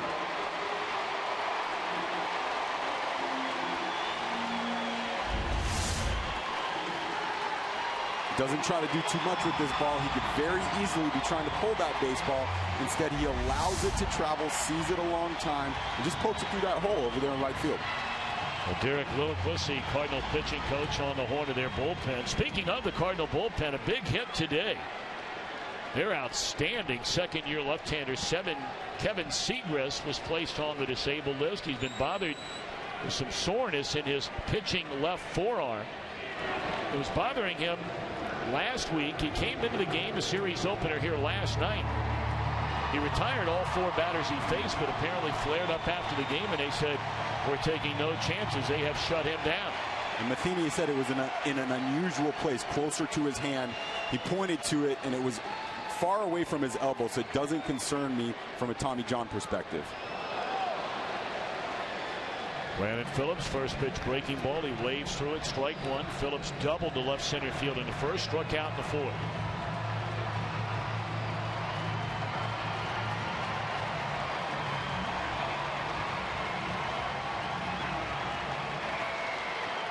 Certainly some thunder missing from the middle of this Reds lineup. Votto on the DL, so they're leaning hard on Phillips and Mesoraco and just getting Bruce back. 0-2 on Phillips. Phillips is known to be an RBI guy. The RBI statistic is highly dependent on base runners' abilities to be on base in front of you, or hitters' ability to get on base in front of you. It's a statistic that can be terribly misleading because it's out of the hitter's control. In this case, Phillips has runners on first and third. This is his chance. 0-2 the count. It was 0-2 and Phillips in the first inning doubled into left center field. Just under the knees. Garcia wanted that call and didn't get it.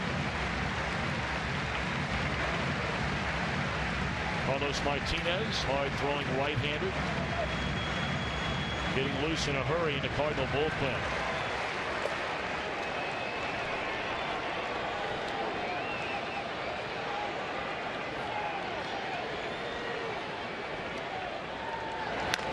In the air, right center field, pretty well hit. Going back to the wall, and Robinson cannot get it. 1 run will score. They're going to hold up Frazier. He had to wait to see if that ball would be caught. So you said, let's see what he does, and Phillips delivers. It's a 2-run game. And he clearly was sitting on the breaking ball right there. Actually, he thought he hit a home run, but he knew that off speed was coming. Whether it be his ability to anticipate it, or for whatever reason, he was sitting right on it, and that ball leaked right into his barrel.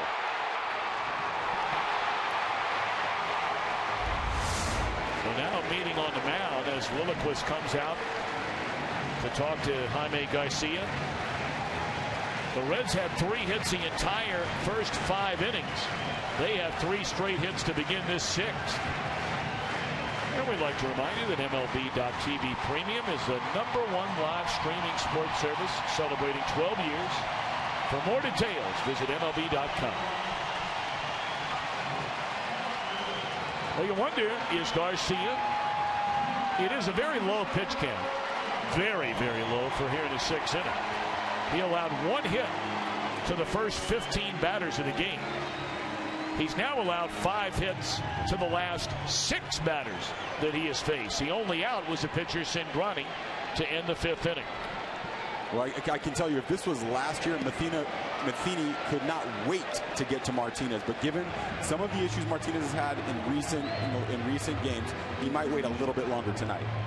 Now, Matheny has taken a little bit of heat this year for his use of the big 3 in their bullpen. The big 3 being Martinez, Segrist, and the closer Trevor Rosenthal. Rosenthal, they went to him for 4 consecutive days last week. And on that 4th and final day, blew a save against Atlanta. Mesoraco nearly snapped the bat in half over that left shoulder after that rip. Mercy. A young player that has that loose of wrists to hit his bat with the bat, it's really impressive. They've done a good job on Mesoraco tonight. A strikeout and a ground out. Trying to get him to chase that off-speed stuff in the dirt. And once again, Molina. I mean, you could just put together a catching clinic watching Molina nightly. Look at this. Yeah, and Randy Choate says they do drills in spring training where the job of the catcher is to block the ball directly out in front of him, and he is the best in the organization at putting balls directly in front of him that have been in the dirt. 2-1 to Mesoraco. And a catch by the second baseman, Ellis. What a big play that is.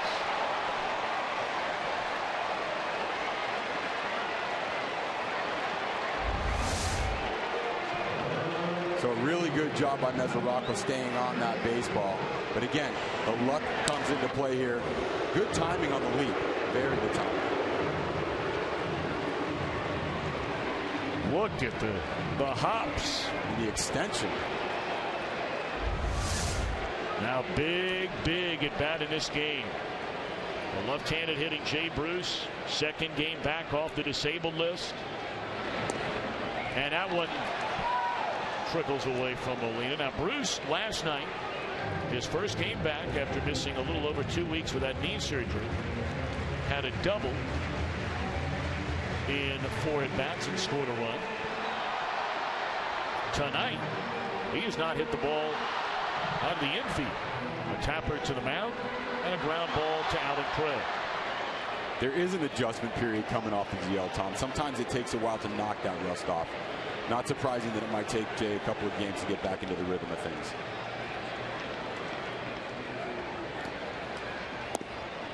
Two 2-0.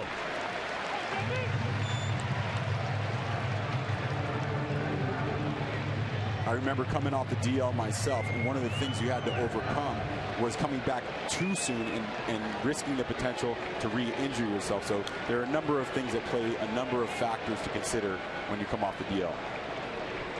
2-0 to Jay Bruce. And he comes up empty.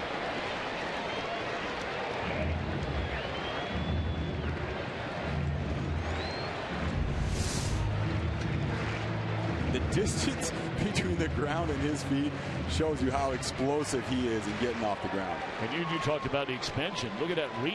Unbelievable. It's quite a play by Ellis. And once more, Bruce waves through a fastball, and it's 2-2. And Ellis is known for his leadership ability as much as his athleticism.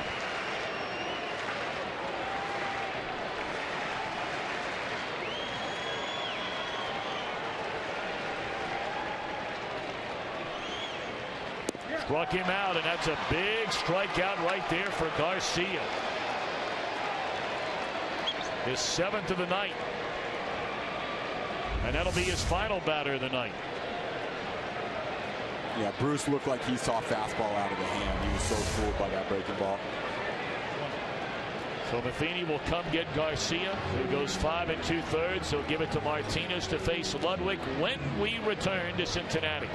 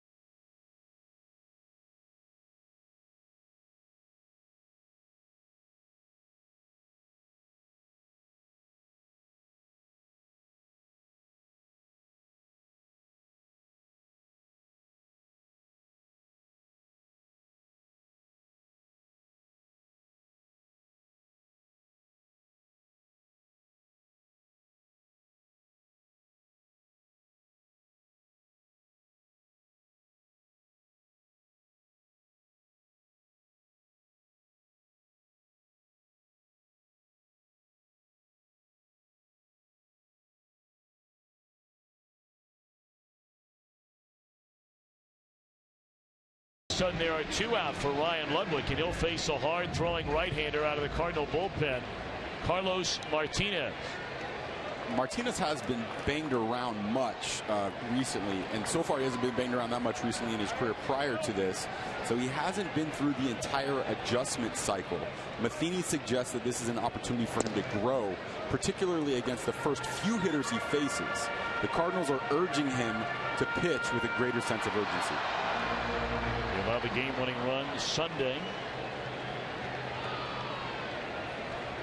Guy throws very, very hard. A young pitcher in the Boston organization that they no longer wanted.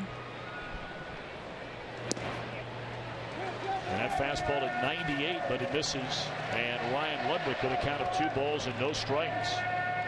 Well, what a huge out this would be if the Cardinals can get it. The Reds had scored a run. They had 2nd and 3rd, nobody out. Now it's 2nd and 3rd and 2 out. 2-0 on Ludwig. Well, look at a run on that pitch at 98.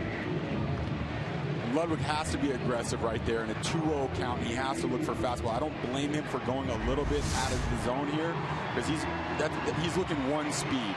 If he gets it, he wants to try to jump all over it. I don't blame him for going just out of the zone on that pitch.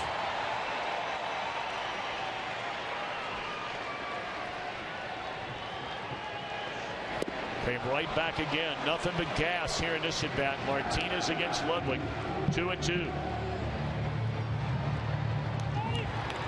And the reason he's going out of the zone just a little bit because he understands where they are in the lineup. Behind him, they've got Pena, Cozart, and Cingrani. So it makes some sense that he'd want to be a little bit aggressive there. Struck him out. A 4-2 game. We're back after a word from your local Fox station.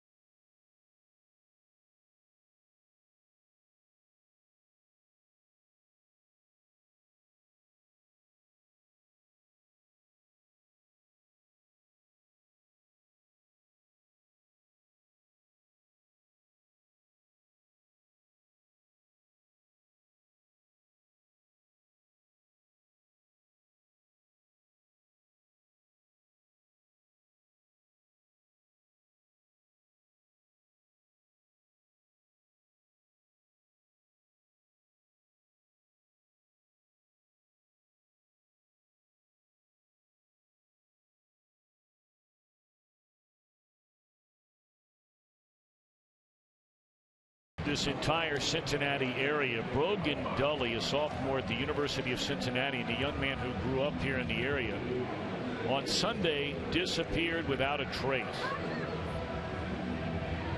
He's 6 feet, 150 pounds, blonde hair, blue eyes, was wearing a blue shirt, black jacket, khaki pants, black glasses, and black and white Nikes.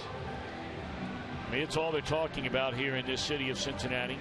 Crime Stoppers locally at 513-352-3040. 513-352-3040, and help join the Find Brogan Dully Facebook page.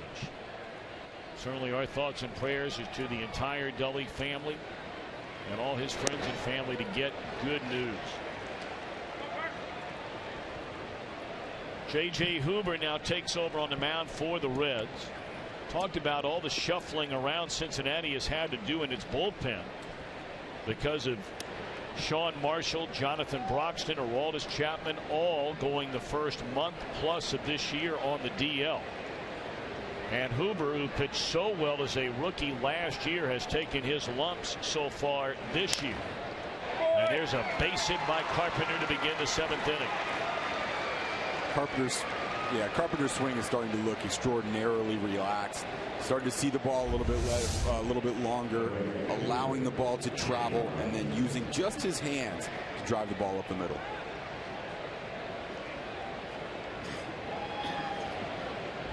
Well, every time the Cardinals have put a leadoff man aboard in this game, they have scored in the 1st, in the 4th, and in the 6th.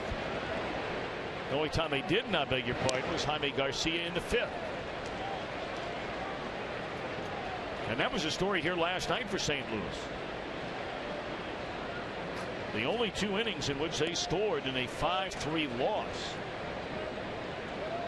came on the first batter in an inning reaching base safely.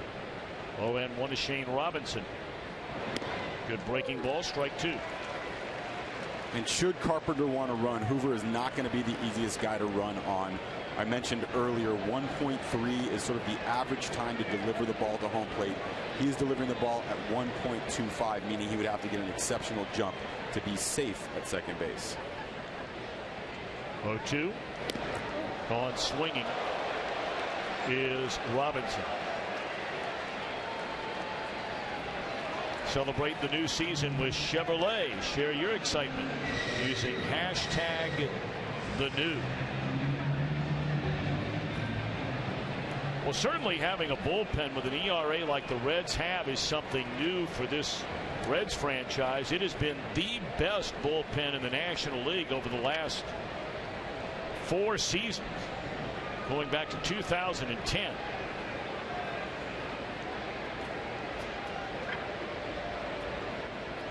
And a lot of folks, at least around here, are really not worried about that statistic right now, because they know that there are a lot of guys probably pitching out of the bullpen that, were it not for all the injuries, would not be in that bullpen. And as they have finally gotten back to closer to full strength with Marshall and especially Broxton and Chapman, the Reds feel like that number will get back to where it's supposed to be. Absolutely, they'll be leaning on the track record and understanding that those guys will come around. Off the end of the bat into right field, going to be caught by Bruce. That ball carried a long way off the bat of Holiday. 2 down. Just shows you how strong Holiday is. He doesn't have to barrel the ball perfectly to drive into the warning track.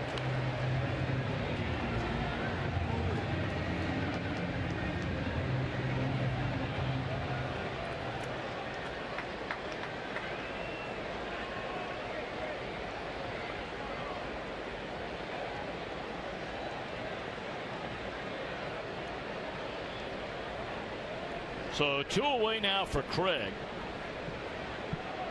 Hoover certainly remembers Craig. Craig got him for a grand slam in this ballpark last year. A lot like the ball Holiday just hit. A right-handed batter shooting that ball just inside the fair pole down the right field line. That was in Busch Stadium, I beg your pardon, not here in Cincinnati, shooting that into right.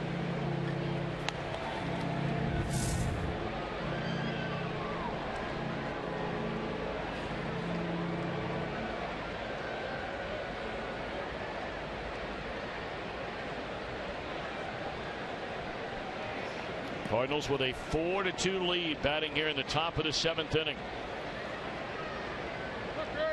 It'll be bullpen v. bullpen the rest of the way. And again, for those of you that just joined us, Kevin Segrist being placed on the disabled list just before the game today. How about that catch? Holy Moses. Young man, probably about 15 years old. Crowd. Big celebration there. That's a big league play there. No glove, bare hand. Man.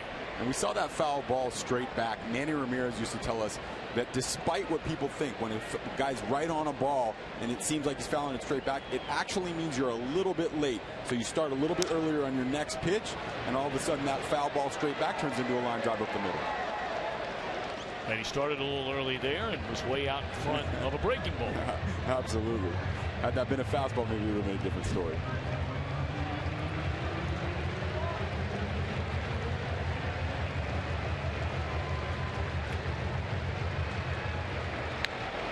Well, he couldn't ask for a more beautiful night on this Saturday night, Memorial Day weekend in Cincinnati. Cardinals and the Reds, sellout crowd. Extra day off for many of you. Broken bat within the inning. Cincinnati will bat bottom of the 7th, trailing by 2.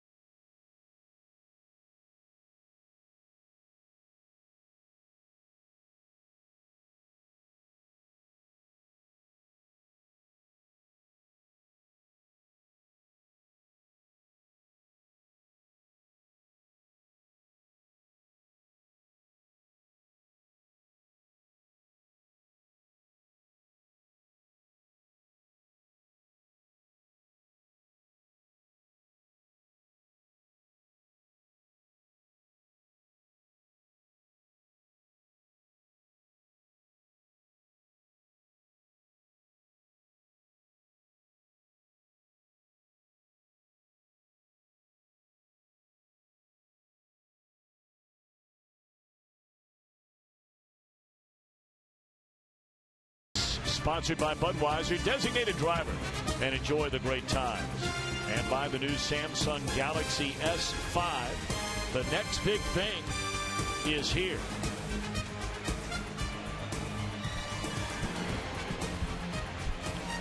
Great to have you with us. Nighttime nearly upon us here in Cincinnati at a little after 9:15 Eastern. These days starting to get nice and long. Summertime knocking on the door.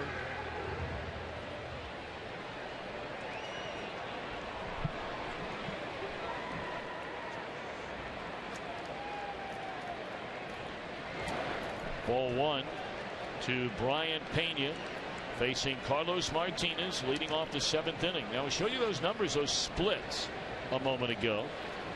Right-handers hitting versus left-handers hitting against Martinez.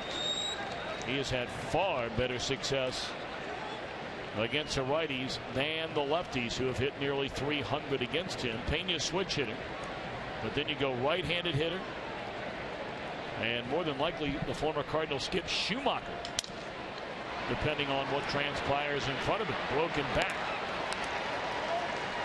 Time for a game break. Let's check in with our friend Kevin Burkhardt back in Los Angeles. Kevin?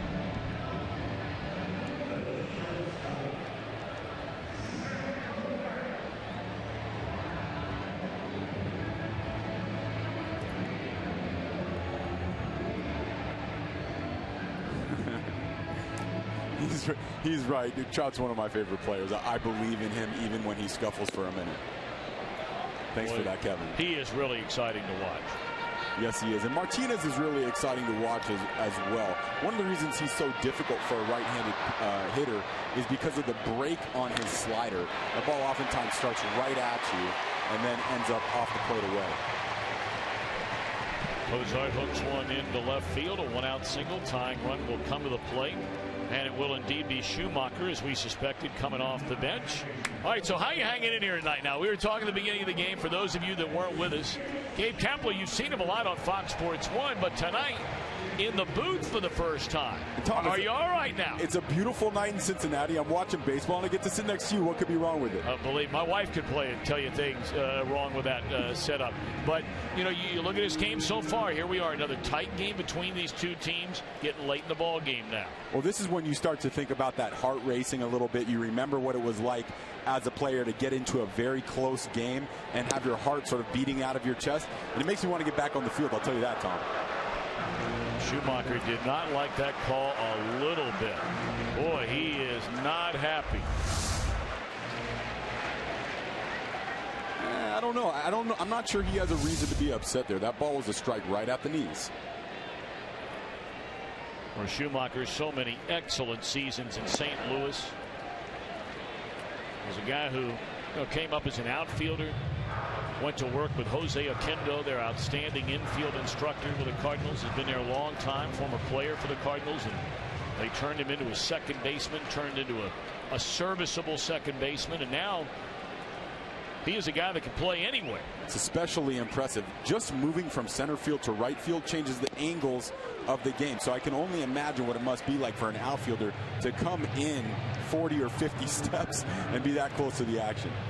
And Schumacher, yet another of the Reds who's already been on the disabled list. He badly injured his shoulder during spring training out in Goodyear, Arizona, attempting to dive for a ball in a Cactus League game. They just got him back recently. We love the fact that Schumacher dives all over the place, sacrifices his body for his team. It's one of the reasons his teammates like playing with him so much.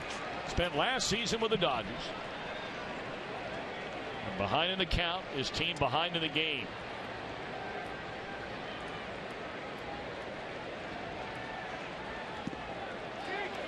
Two and two on Skip Schumacher. When a guy bounces around from team to team, the automatic narrative is that the team that he was with didn't want him. But the other side of the coin is that the team that he's going to absolutely did. The Reds brought him in and gave a 2-year contract for a guy that's not going to be an everyday player. Originally came up with the Cardinals, was there for a long time before he left last season to go to L.A. Is a bit of a manager's dream, a guy that can play all over the diamond, pinch run, pinch hit, and if you need somebody to start in a spell for a couple of weeks, he's the guy. 3-2 the count now on Schumacher.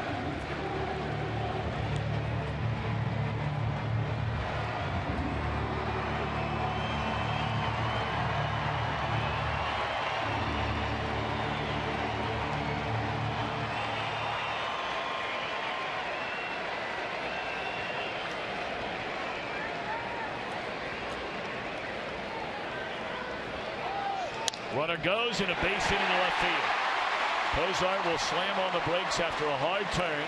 So Schumacher off the bench with a pinch single. And the Reds for a second straight inning, knocking on the door.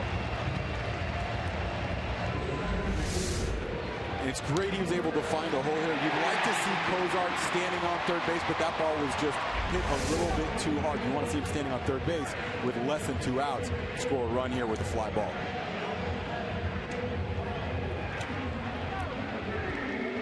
Well, the Reds had plated a run on 3 straight hits just 1 inning ago. They had second and third and nobody out and could not score again.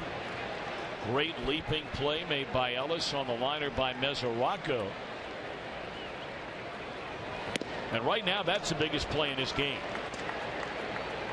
Garcia struck out the left-handed hitting Jay Bruce, and then they brought in Martinez to strike out Ludwig. But that play by Ellis, if he doesn't make it, it's a 2-run single. And we're sitting in a 4-4 affair. If you're Heisey here, you just want to keep the line moving. You don't need to hit a home run right here. Just get Frazier to the dish. Throw a fastball right by him at 100 miles per hour.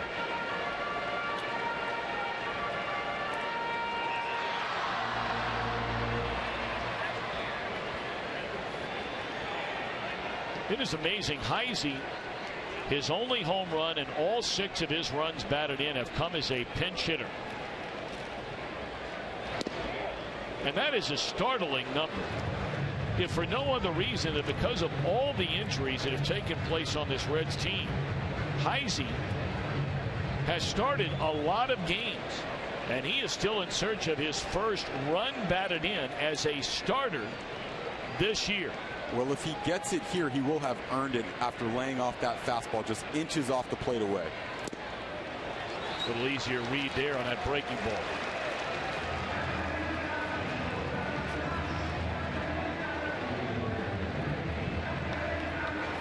Randy Choate, the lefty. Seth Maness, the right-hander. And again, remember, no Segrist. So Martinez, Segrist, and Rosenthal, the primary threesome they go to late in games. He's not here tonight. And Heisey went around. 2 outs in the inning.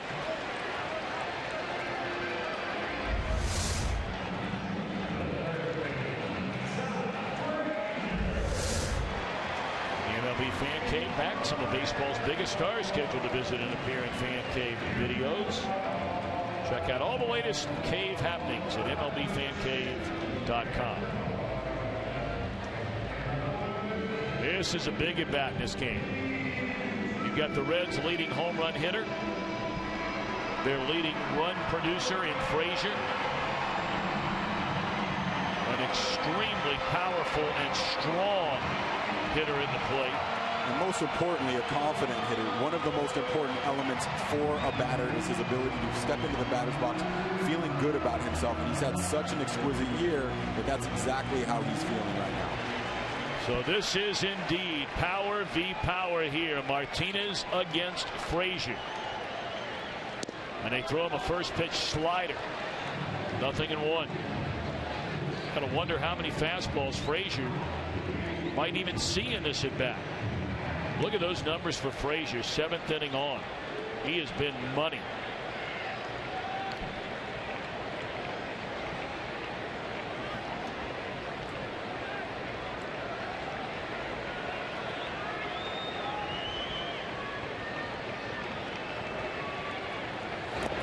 All the way to the backstop, and both runners will advance. So now base hit, just a single can tie this game. We know how good Molina is at blocking balls in the dirt. This one was 98 miles an hour. He didn't have time to get to his knees, and he knew it.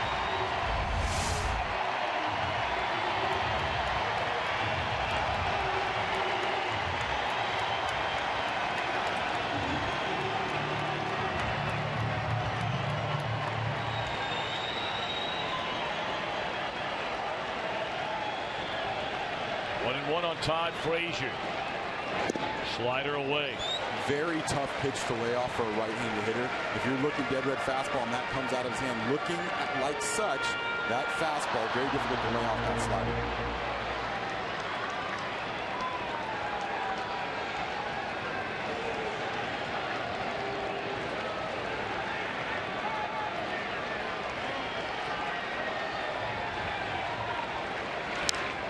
Fastball back to the screen.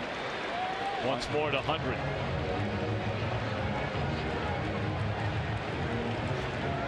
Like Frazier, a little upset with himself. That was a pitch he felt perhaps he could have handled. And I think he's right. He likes the ball down in the zone. That was a little bit below the zone, actually probably a ball, but he does drive that pitch well. So I can see why he would be upset with himself for missing it. Big pitch here at 2-2 on Frazier. Martinez ready. Struck him out on the fastball, and the inning is over. Foul tipped into the mid of Molina. And Martinez slams the door on a red threat for the second straight inning. On our way to the 8th. 4-2, Cardinals in front.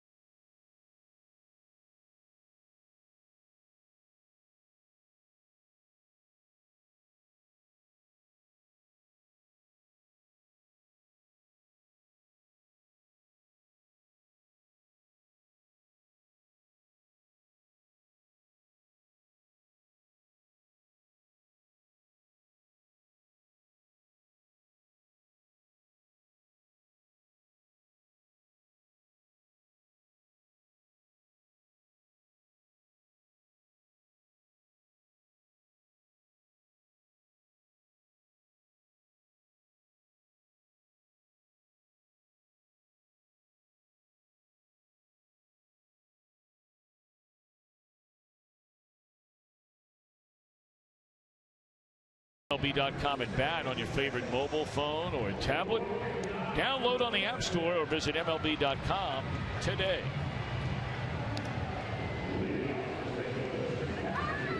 Four runs, 8 hits for St. Louis. 2 runs, 8 hits for the Reds.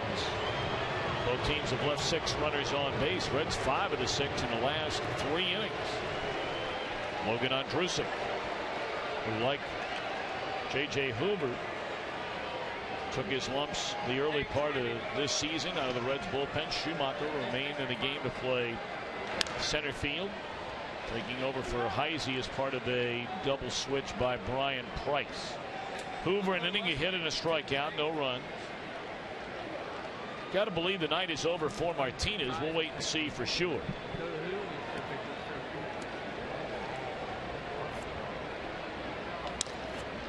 Back up through the middle, and you can't roll it out there any better than that for Molina, his second hit tonight.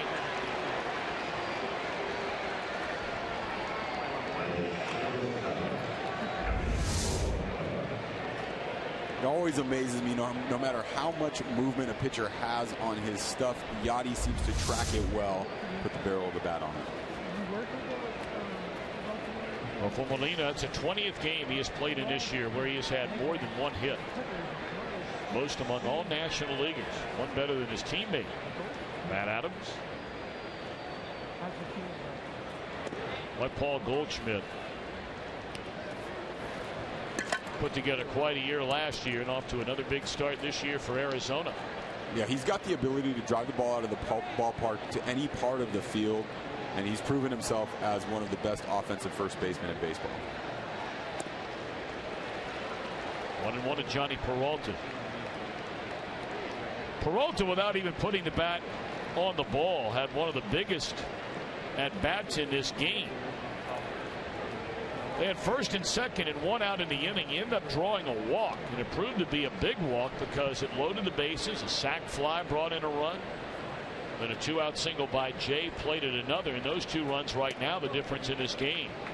The foul ball is actually one of the most underrated statistics in all of baseball because it extends it at bats. It frustrates pitchers, forces them to drive their pitch count up, and eventually it leads to walks. Well, they have finally determined a winner after a long day and now night of baseball in Tampa, in St. Petersburg technically, but the Rays hosting the Red Sox. Will have a game break on that momentarily.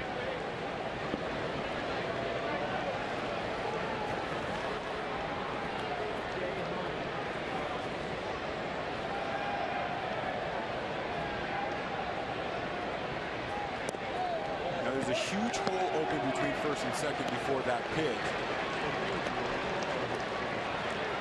Let me interrupt you there, Gabe, real quick. Let's send it back to Kevin Burkhardt to bring us up to speed on the Rays and the Red Sox.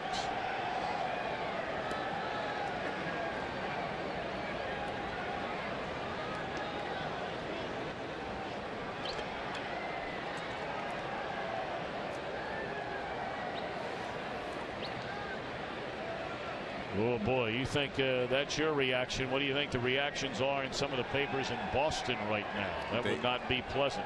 Boston is a scary place when that team is losing. Yes. And every player on the team feels the pressure. When they go out into the streets, the fans let them hear about it. All right, 2 on, and now Ellis will be asked to put down a bunt, and Andrusik, after walking Peralta, misses ball 1. And Ellis coming down to visit with Jose Oquendo. Make sure they've got the sign straight.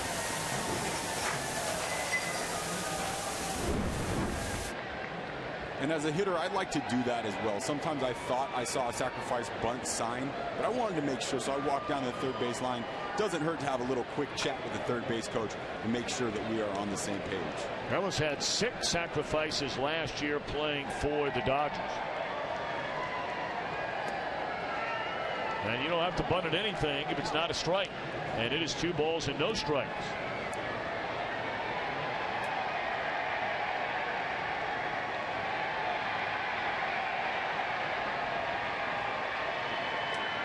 Where did it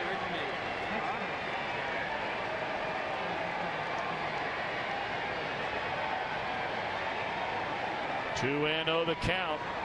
2 on, none out. But what a bunt by Ellis. And they just do throw him out.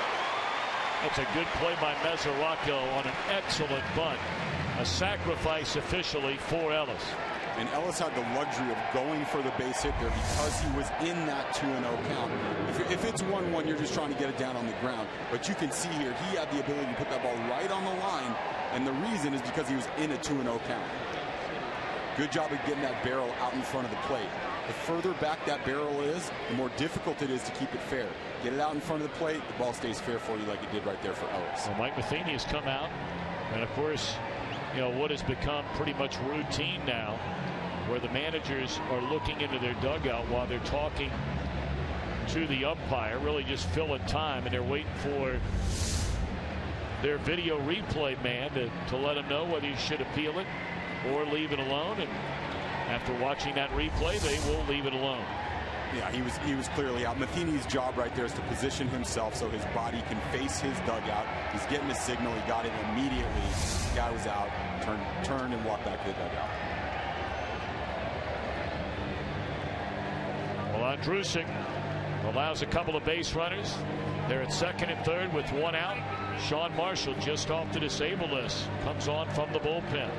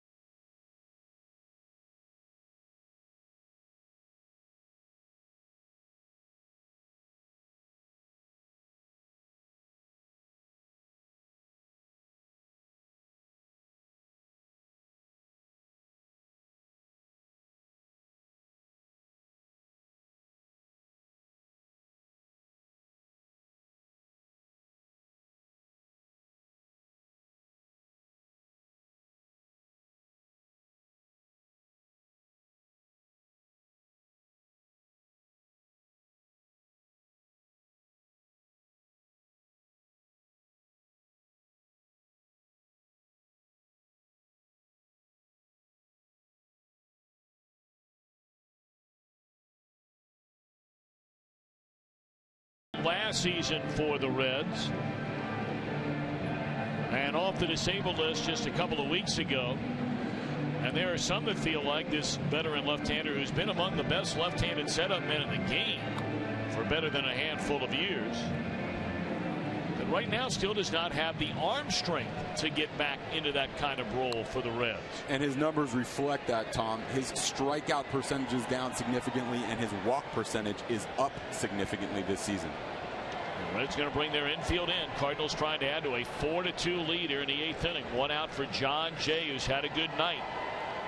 And a breaking ball is in there, strike. Of course, that is a bread and butter weapon there for Marshall, is that devastating breaking ball. But the difference is in the fastball, way down.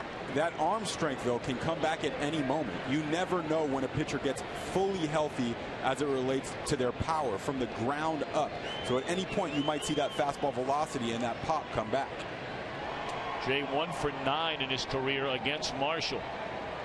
And there's another wicked breaking ball to get ahead 0-2. Absolutely. You can see a ton of downward angle and horizontal angle.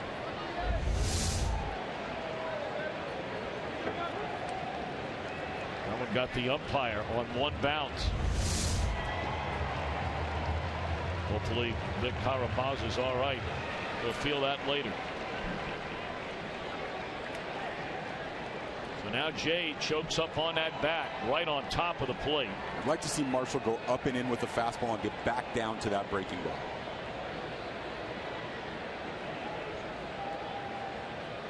ball. Long look in.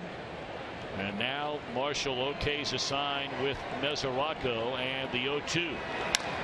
Threw him a fastball, and he bangs it into center field, a hit to knock in a run. Tom, he missed with the location of the fastball. Mesoraco was absolutely starting to lean to the inside part of the plate. He just put the ball right down the middle.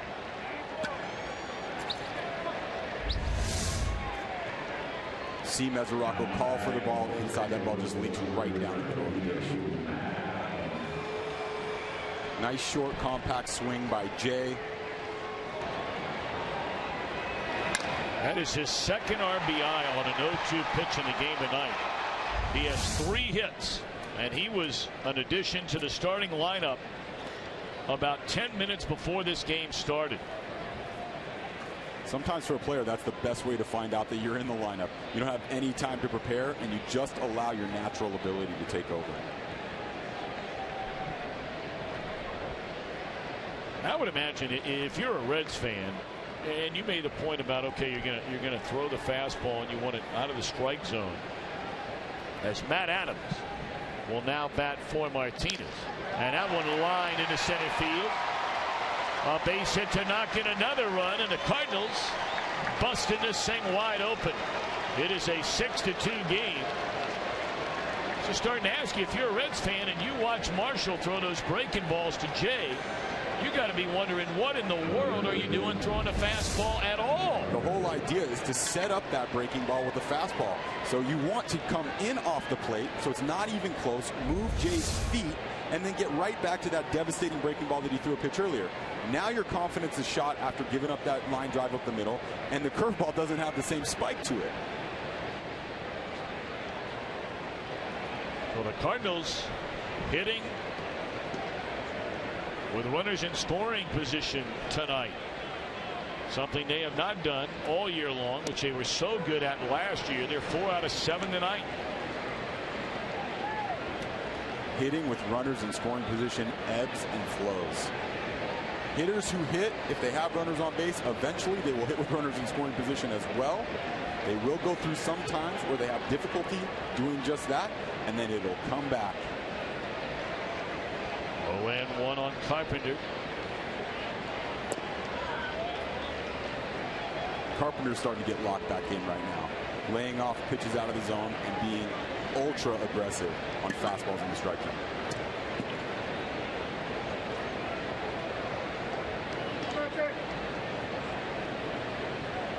Well, getting the big hit has been the difference here over these last 3 innings. They remember the Reds had second and third, nobody out in the 6th inning, trailing by 2.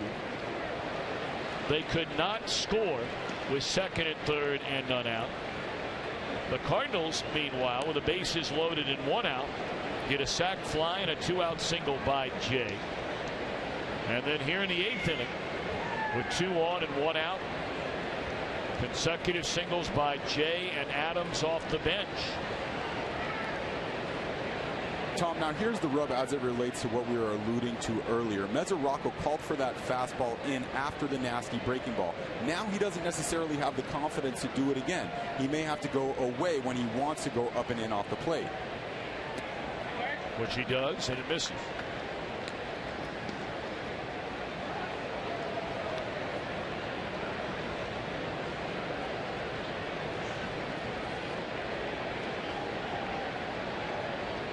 Carpenter remembers that check swing. He's telling himself right now, look for a fastball. Anything that has a wrinkle on it that starts middle is going to be off the plate away.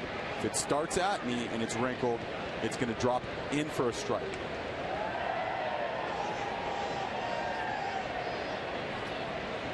Two and 2 on Matt Carpenter. 2 on and 1 out. Breaking ball swung on and missed. And I can't help it. Or did he get a foul piece of that? Carpenter pleading his case. And no, says Carapazza. 2 outs in the inning. Well, the new season of Ultimate Fighter has begun. And it's not too late for you to get caught up on what critics are calling the best season yet. Don't miss an all-new Ultimate Fighter Wednesday, 10 Eastern on Fox Sports 1. Streaming live on Fox Sports Go.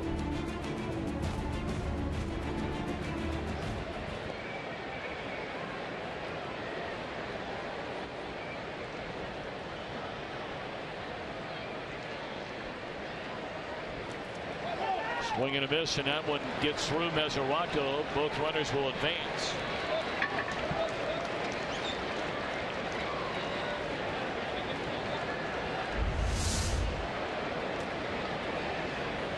This is a ball that Mesoraco wants to drop to his knee with his glove turned the other way on the ground.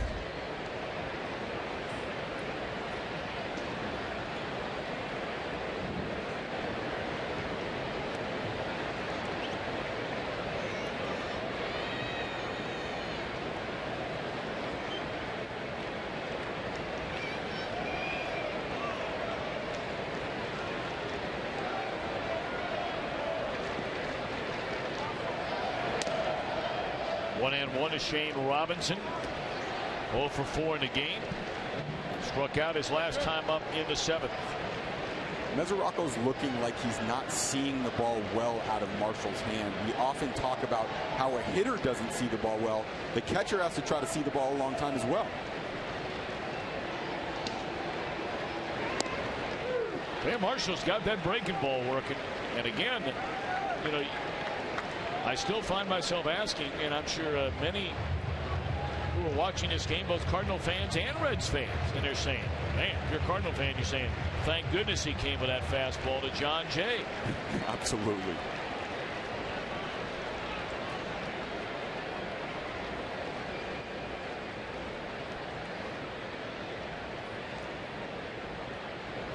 Because that is a wicked breaking ball. Tom, you're not kidding. It's absolutely dirty. But Marshall gives up the 2 he inherited from Andrusic. And a 4-run St. Louis lead.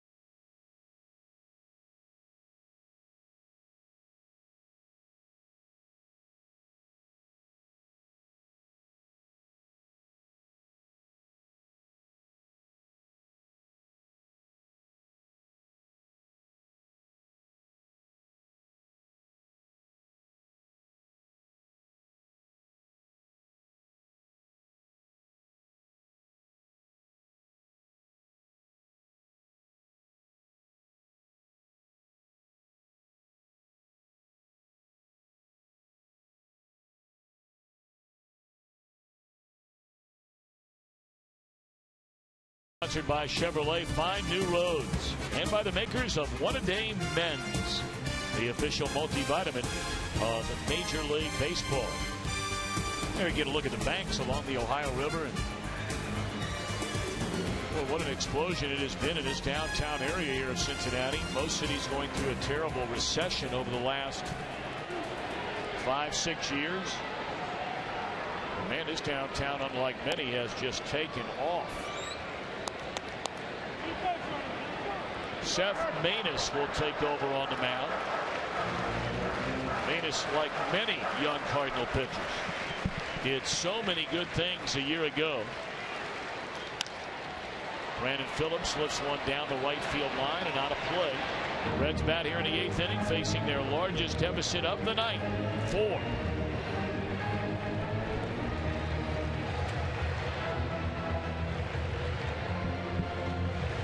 Maness' job here is to come in and get ground balls. His ground ball percentage is sitting at 50%. Very impressive. He's going to allow his defense to do the work behind him. Not going to try to strike you out. Just get a ground ball. Let your boys gobble it up. Maness came in last night, allowed a run. Gave up a long home run to Mesoraco. He allowed 4 hits in an inning and 2/3 and had to be rescued by Segrist for the final out in the 7th.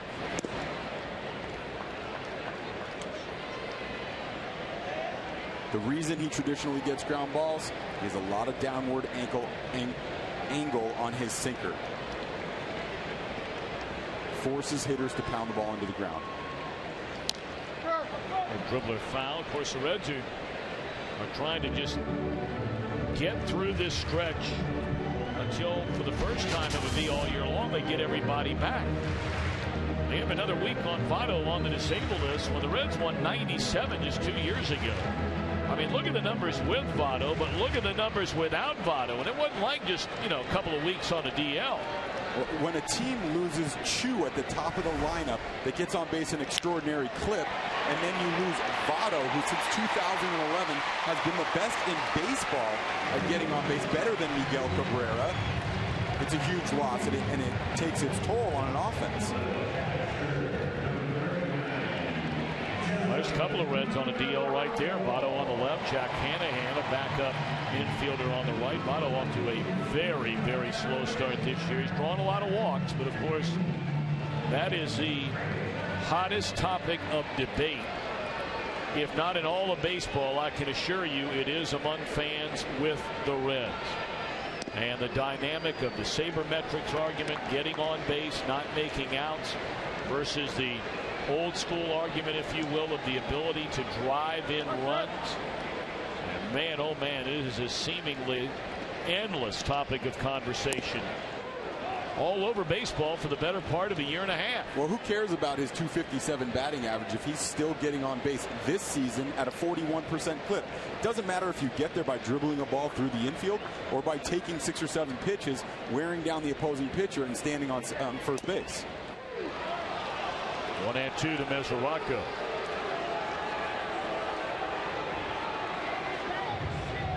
Mesoraco hitting his first little mini slump of this year.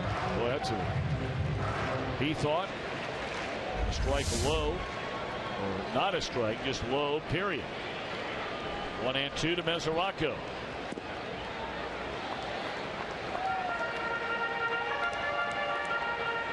I don't think the issue so much with Votto has anything to do with a .250 batting average. And, that's all fine and dandy, getting on base better than 40% of the time. But, this is one of those arguments where I think really you have to open, everybody does. Those that are anti-sabermetrics, those that are pro-sabermetrics. You do have to open your mind to the other side of the argument. Absolutely. You're paying a guy, the kind of money, and you hate to bring money into it, but that's the reality of baseball today.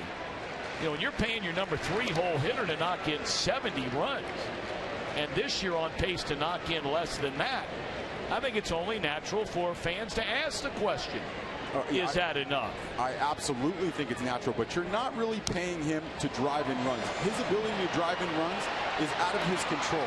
If there's nobody standing on second base, he cannot drive in a run. We have a statistic called weighted runs created plus. It essentially compares an offensive player with the rest of the league. And just this year, he is 43% better than the average major league offensive player.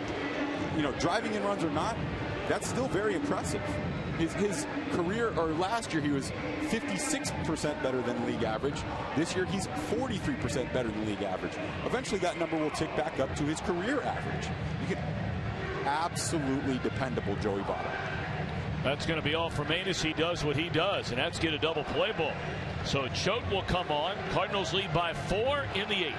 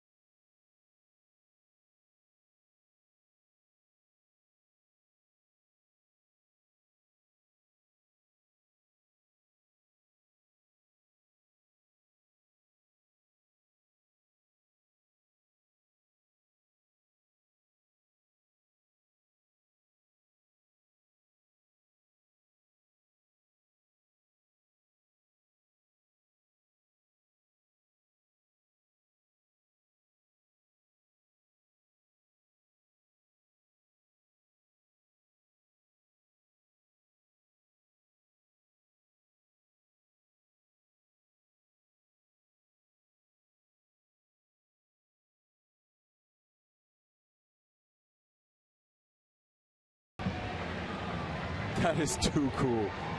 Give me that hat, would you, Tom? Oh, look at the big guy. I'm talking about the little guys over there. To the left. I didn't know they had company. I just now realized that's my son. Just now, huh? Tell you what, can't get out of his own way when Dad's not around. 2 down in the inning. And Randy Choate. Boy, here's a guy whose career just goes on and on and on. I know, Gabe, you have known him. You played with him a long time ago. And, I mean, he just keeps rolling right along and getting people out. Now, I know he's taken a few lumps, but it's very misleading for a guy. All it takes is really about 3 bad batters when you're a left-handed specialist and you have an ERA like that in 13 games. Tom, your job is to come in and get one hitter out. So if you get an extended look, you face a couple of right-handed hitters, they shoot you the other way, driving a couple of runs, your ERA is destroyed for a long period of time. It takes a long time to get back to normal. Now, if you're a guy that's coming in giving 2 innings out of the bullpen, inning and a third, inning and 2/3 like that, you can get it back down. When you're coming in for a third of an inning most of the time, that's a long ride to get that ERA where you want it. That's right. If Choate comes in right now and induces a ground ball from Jay Bruce, he's done his job and he's ready to get out of the game. Hand it off to somebody else. I did what I was supposed to do, did what I was called on to take care of. 3-1 to Jay Bruce. Now you can die by the same thing, because if you're coming in to get one guy out and you put him on base, that's equally damaging. Well, we've got the right-hander Pat Neshek getting loose in their bullpen. Oh, what a pickup he's been. They just activated Jason Mott off the disabled list. Of course, the last time we heard from Mott was when he led the National League in saves back in 2012. Missed all of last year. And I know Rosenthal is you know, by definition, the leader of that bullpen, but Mott has the attention of all the other guys in that pen, well, including Rosenthal. He's got the experience factor on his side.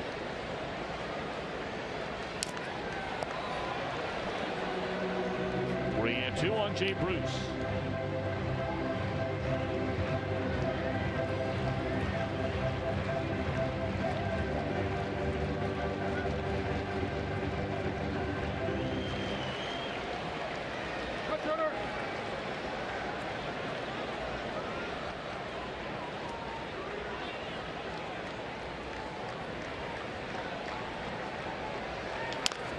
And he gets that ground ball, but it rolls foul. Still a full count on the Reds' right fielder. Speaking of Mott, Joe told me he's one of the only guys that can mess with Molina and the little ducktail that he's got hanging out the back. And Mott will come up to him, pull on it, mess with him a little bit, and get a smile out of Yadier. Yeah, it doesn't sound like a real good idea. Yadier with the neck tie. He's a little scary. Oh, yeah, he is.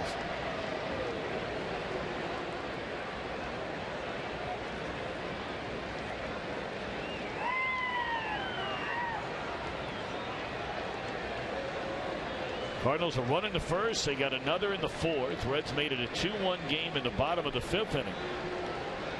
Cardinals got two in the sixth.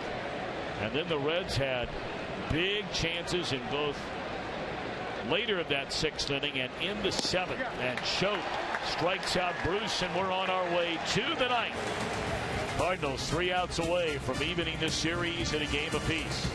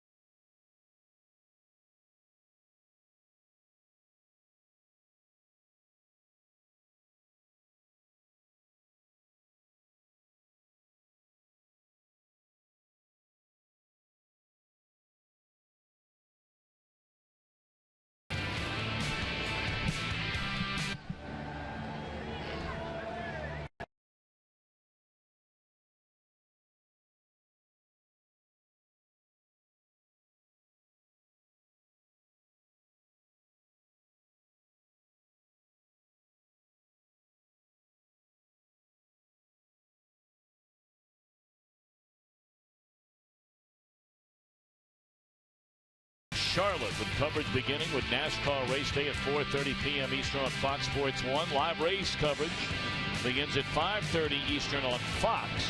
All part of 10 Days of Thunder only on Fox and Fox Sports 1. Streaming live as well on Fox Sports Go. Sam LeCure, very, very dependable reliever out of that Cincinnati bullpen, takes over with his team trailing by 4, top of the ninth inning, facing Matt Holliday. Holliday, a couple of hits tonight. Pardon me, Gabe. No problem. Interesting on LeCure, the batting average against is 191, but his strikeout rate is down and his walk rate is up this year. indicating that there might be a little bit of an adjustment, a regression back towards the norm for LeCure going forward.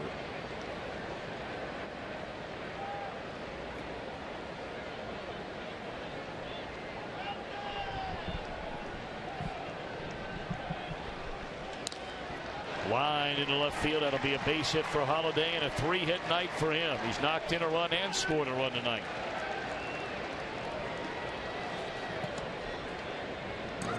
Of course, on this Memorial Day weekend, Fox Sports Supports especially proud to recognize the Army's Gold Star Pen campaign that honors the families of fallen service members.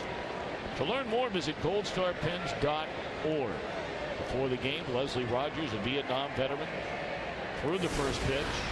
James P. Riley, the catcher. And again, our thanks to all of those who have served, are serving, and will serve the United States of America. Thank you.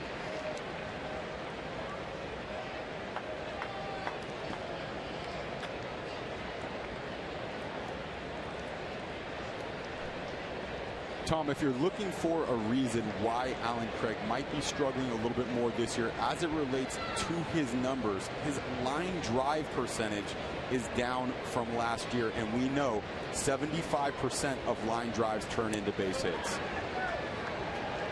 But he's not hitting the ball as hard. He's not hitting the ball as often on a line.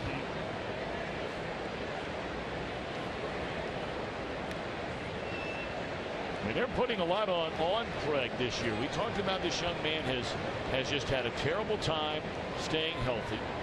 When he has been healthy, it's hard to imagine a more run-producing player this side of Miguel Cabrera than Alan Craig. Now think about this for a minute. In the last 10 months that he has been healthy playing baseball, try not to dominate you with too many numbers, but just put him in perspective over a 6-month season. The last 10 months Craig has been healthy, where he got 50 at-bats or more. His RBI counts in those months have been 19, 19, 16, 17, 20, 18, 19, 26, 16, 17. What it all boils down to is he's knocking in a run every 5 at-bats in the 10 months that he has played healthy. He's been extraordinary when he's been able to stay on the field. There is no question about it. But he's having a frustrating start, and there's no question about that, to this 2014 year. That's the third time he has struck out tonight.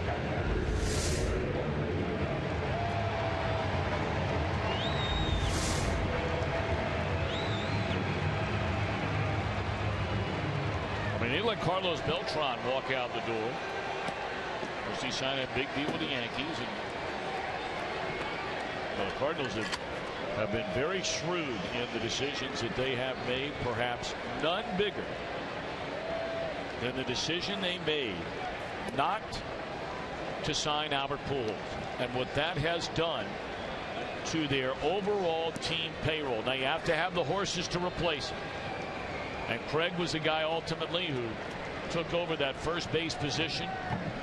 They had so many other players that they had either brought in or coming up in their system, or already guys that were established at the major league level.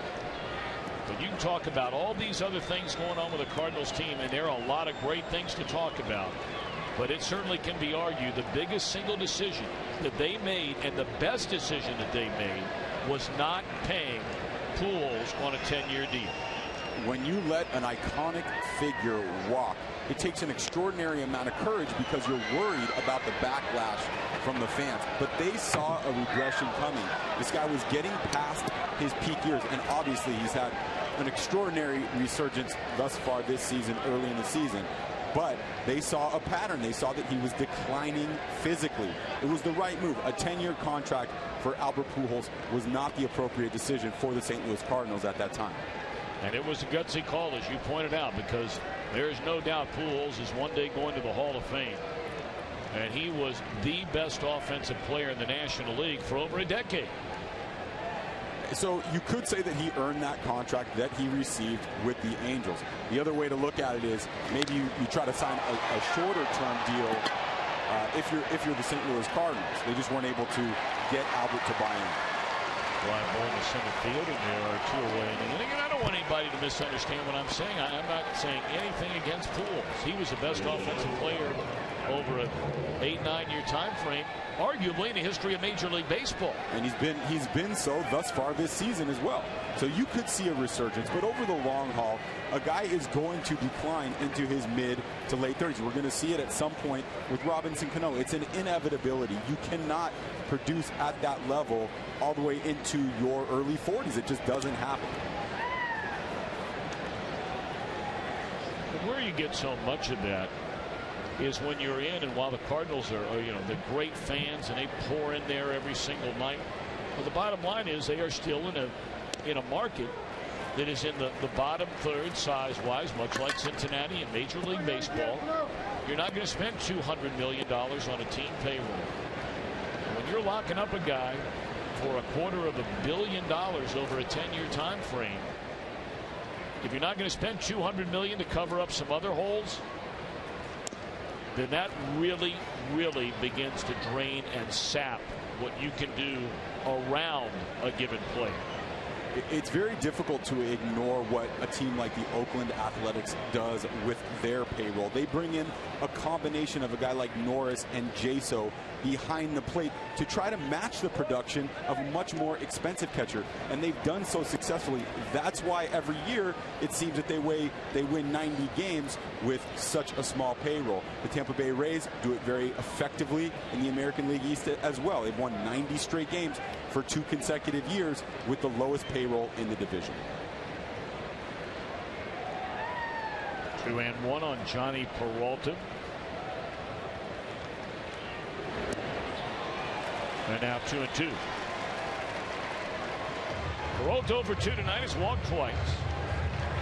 And that is Jason Mott getting loose in the Cardinal bullpen. That beard though, Tom. What a beard. He has been such a big part of their success over the long haul as Mott. High fly ball to right field.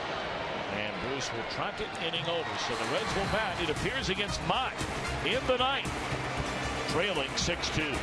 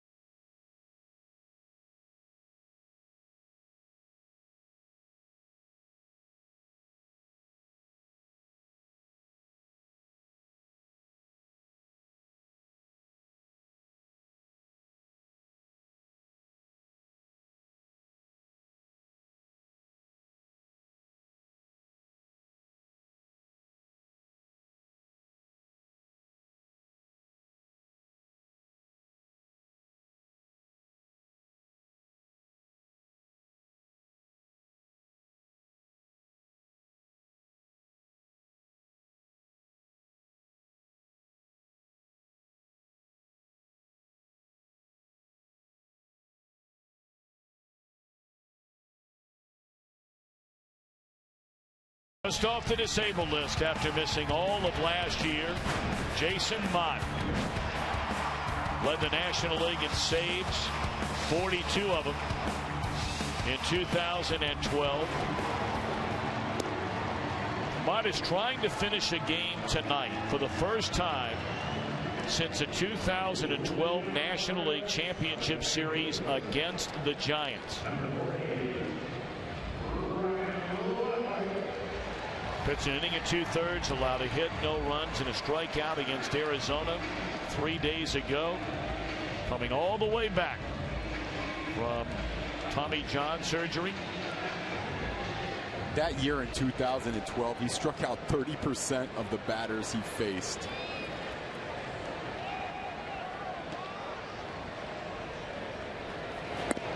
For a closer, the ability to miss bats is as important as any other factor.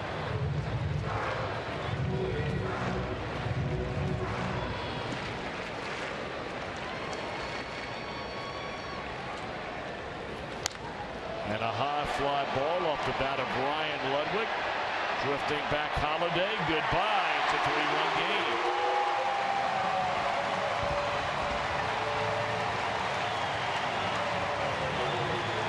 Well, you can rest assured that somewhere Trevor Rosenthal has just gotten up out of his chair in that Cardinal bullpen. And there he is already getting cranked up. Right in Ludwig's sweet spot. He likes the ball down. He likes to be able to drive that ball out of the ballpark from his knees. Quality swing. So now Brian Pena, the batter, he looks at a strike. 6-3 ball game. Ludwig has really been struggling with that bad knee. That's his first extra base hit in almost 2.5 weeks. Guessing Matheny does not want to use Rosenthal in this game. He's already got 23 innings plus this season, on pace to far exceed last year's total of 75. Of course, all these flamethrowers down in that Cardinal bullpen, none of them hide the fact that they want to be starting pitchers. Starting with Rosenthal, and he's the most vocal of the group. He's always been a starter. He wants to be a starter again. And the same holds true for Segrist and for Carlos Martinez. But right now, there's just no room in this Cardinal rotation. In the air, short left field. This will be out number 1. Which brings us to, unquestionably, the king play of the day, brought to you by Burger King. Runners at second and third, 2-run game, and the leaping grab to take away what would have been a game-tying base hit by Devin Mesoraco by Mark Ellis. Spectacular display of athleticism and timing.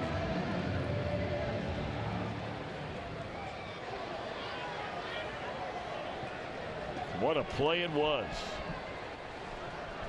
Now one away for Cozart. Cozart hits in each of his last 2 at-bats. One that knocked in a run in the 5th. Jaime Garcia is 2 outs away from celebrating his first win in over a year. They shut him down after 9 starts last year.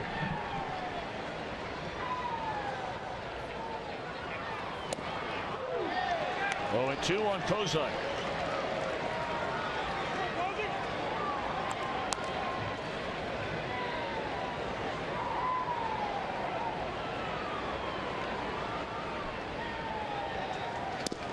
And now an out away is Garcia from getting the win.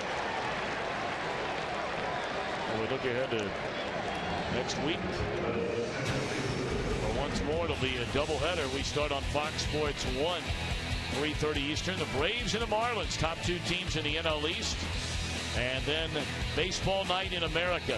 Some will see the Rays and Red Sox, others the Pirates and the Dodgers beginning at 7 o'clock Eastern time.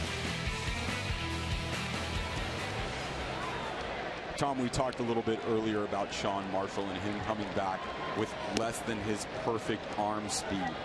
Jason Mott, we talked about 2012, had an average fastball velocity of around 97, 98 miles an hour. You can see tonight he's pitching at 90, 91. big difference. You have to make an adjustment if you're a closer and you come into a game like this. There's 94. 2-0 on Schumacher, who had a pinch hit single his only time up in the 7th inning.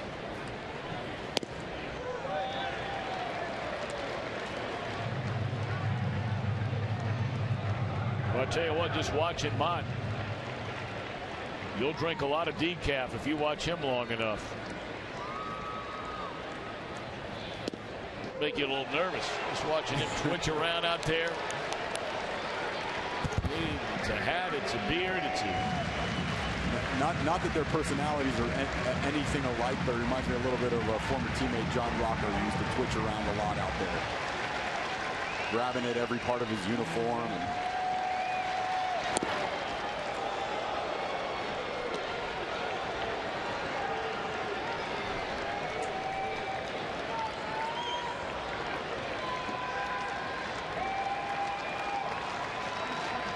3-2 the count on Schumacher. Swung on and fouled out of play. We thank our producer of tonight's game, Mr. Jeff Gowen, our director, Jim Lynch, our associate director, Eric Billigmeyer, broadcast associate, Alex Olson, our technical producer, Tom Lynch.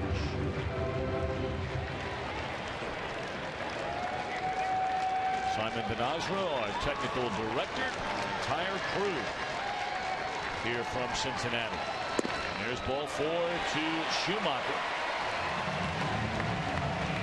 So decision time perhaps for Matheny, or does he give him a chance, he being Mott, to retire Billy Hamilton?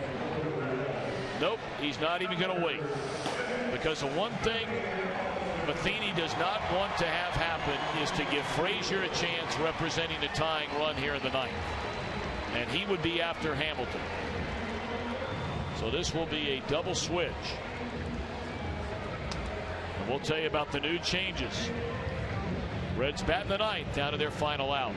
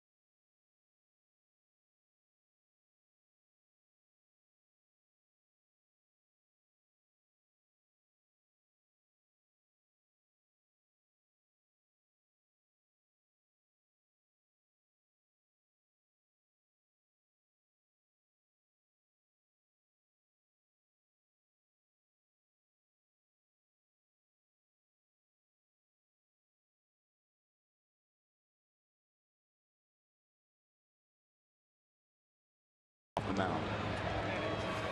All right, so their closer, Trevor Rosenthal, coming in with a 3-run lead and 1 out to get a save.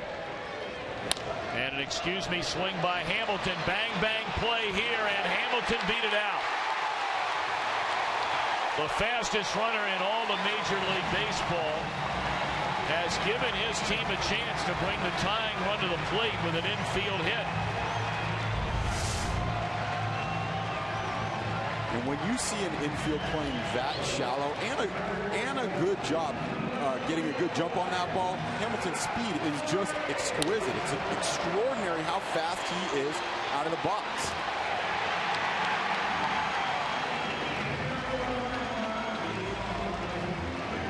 No debate about the call over there first, made by Adam Hamari. So now the Reds' leading run producer, leading home run hitter, will come to the plate carrying the tying run. 2 on, 2 out. Rosenthal and Frazier in the 9th inning.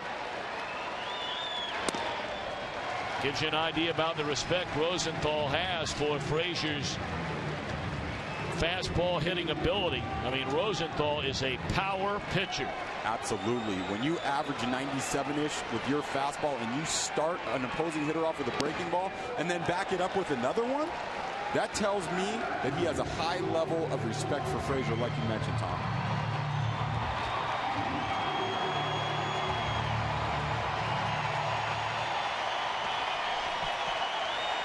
One to Frazier. Finally got a fastball and swung and fouled it out of play. And now Rosenthal ahead in the count at 1-2. So we talk about what it means to foul the ball straight back. It means you get ready a little bit earlier. You get that front foot down just a slight bit earlier. If that fastball's in the same location, you crush it. And it came back with another breaking ball, and that is strike 3. Jaime Garcia wins for the first time since the 17th of May last year. So that's going to do it. Coming up next, we'll send it to our Los Angeles studios. Post-game coverage right after these messages with Kevin Burkhardt and Frank Thomas. Have a great weekend, everybody.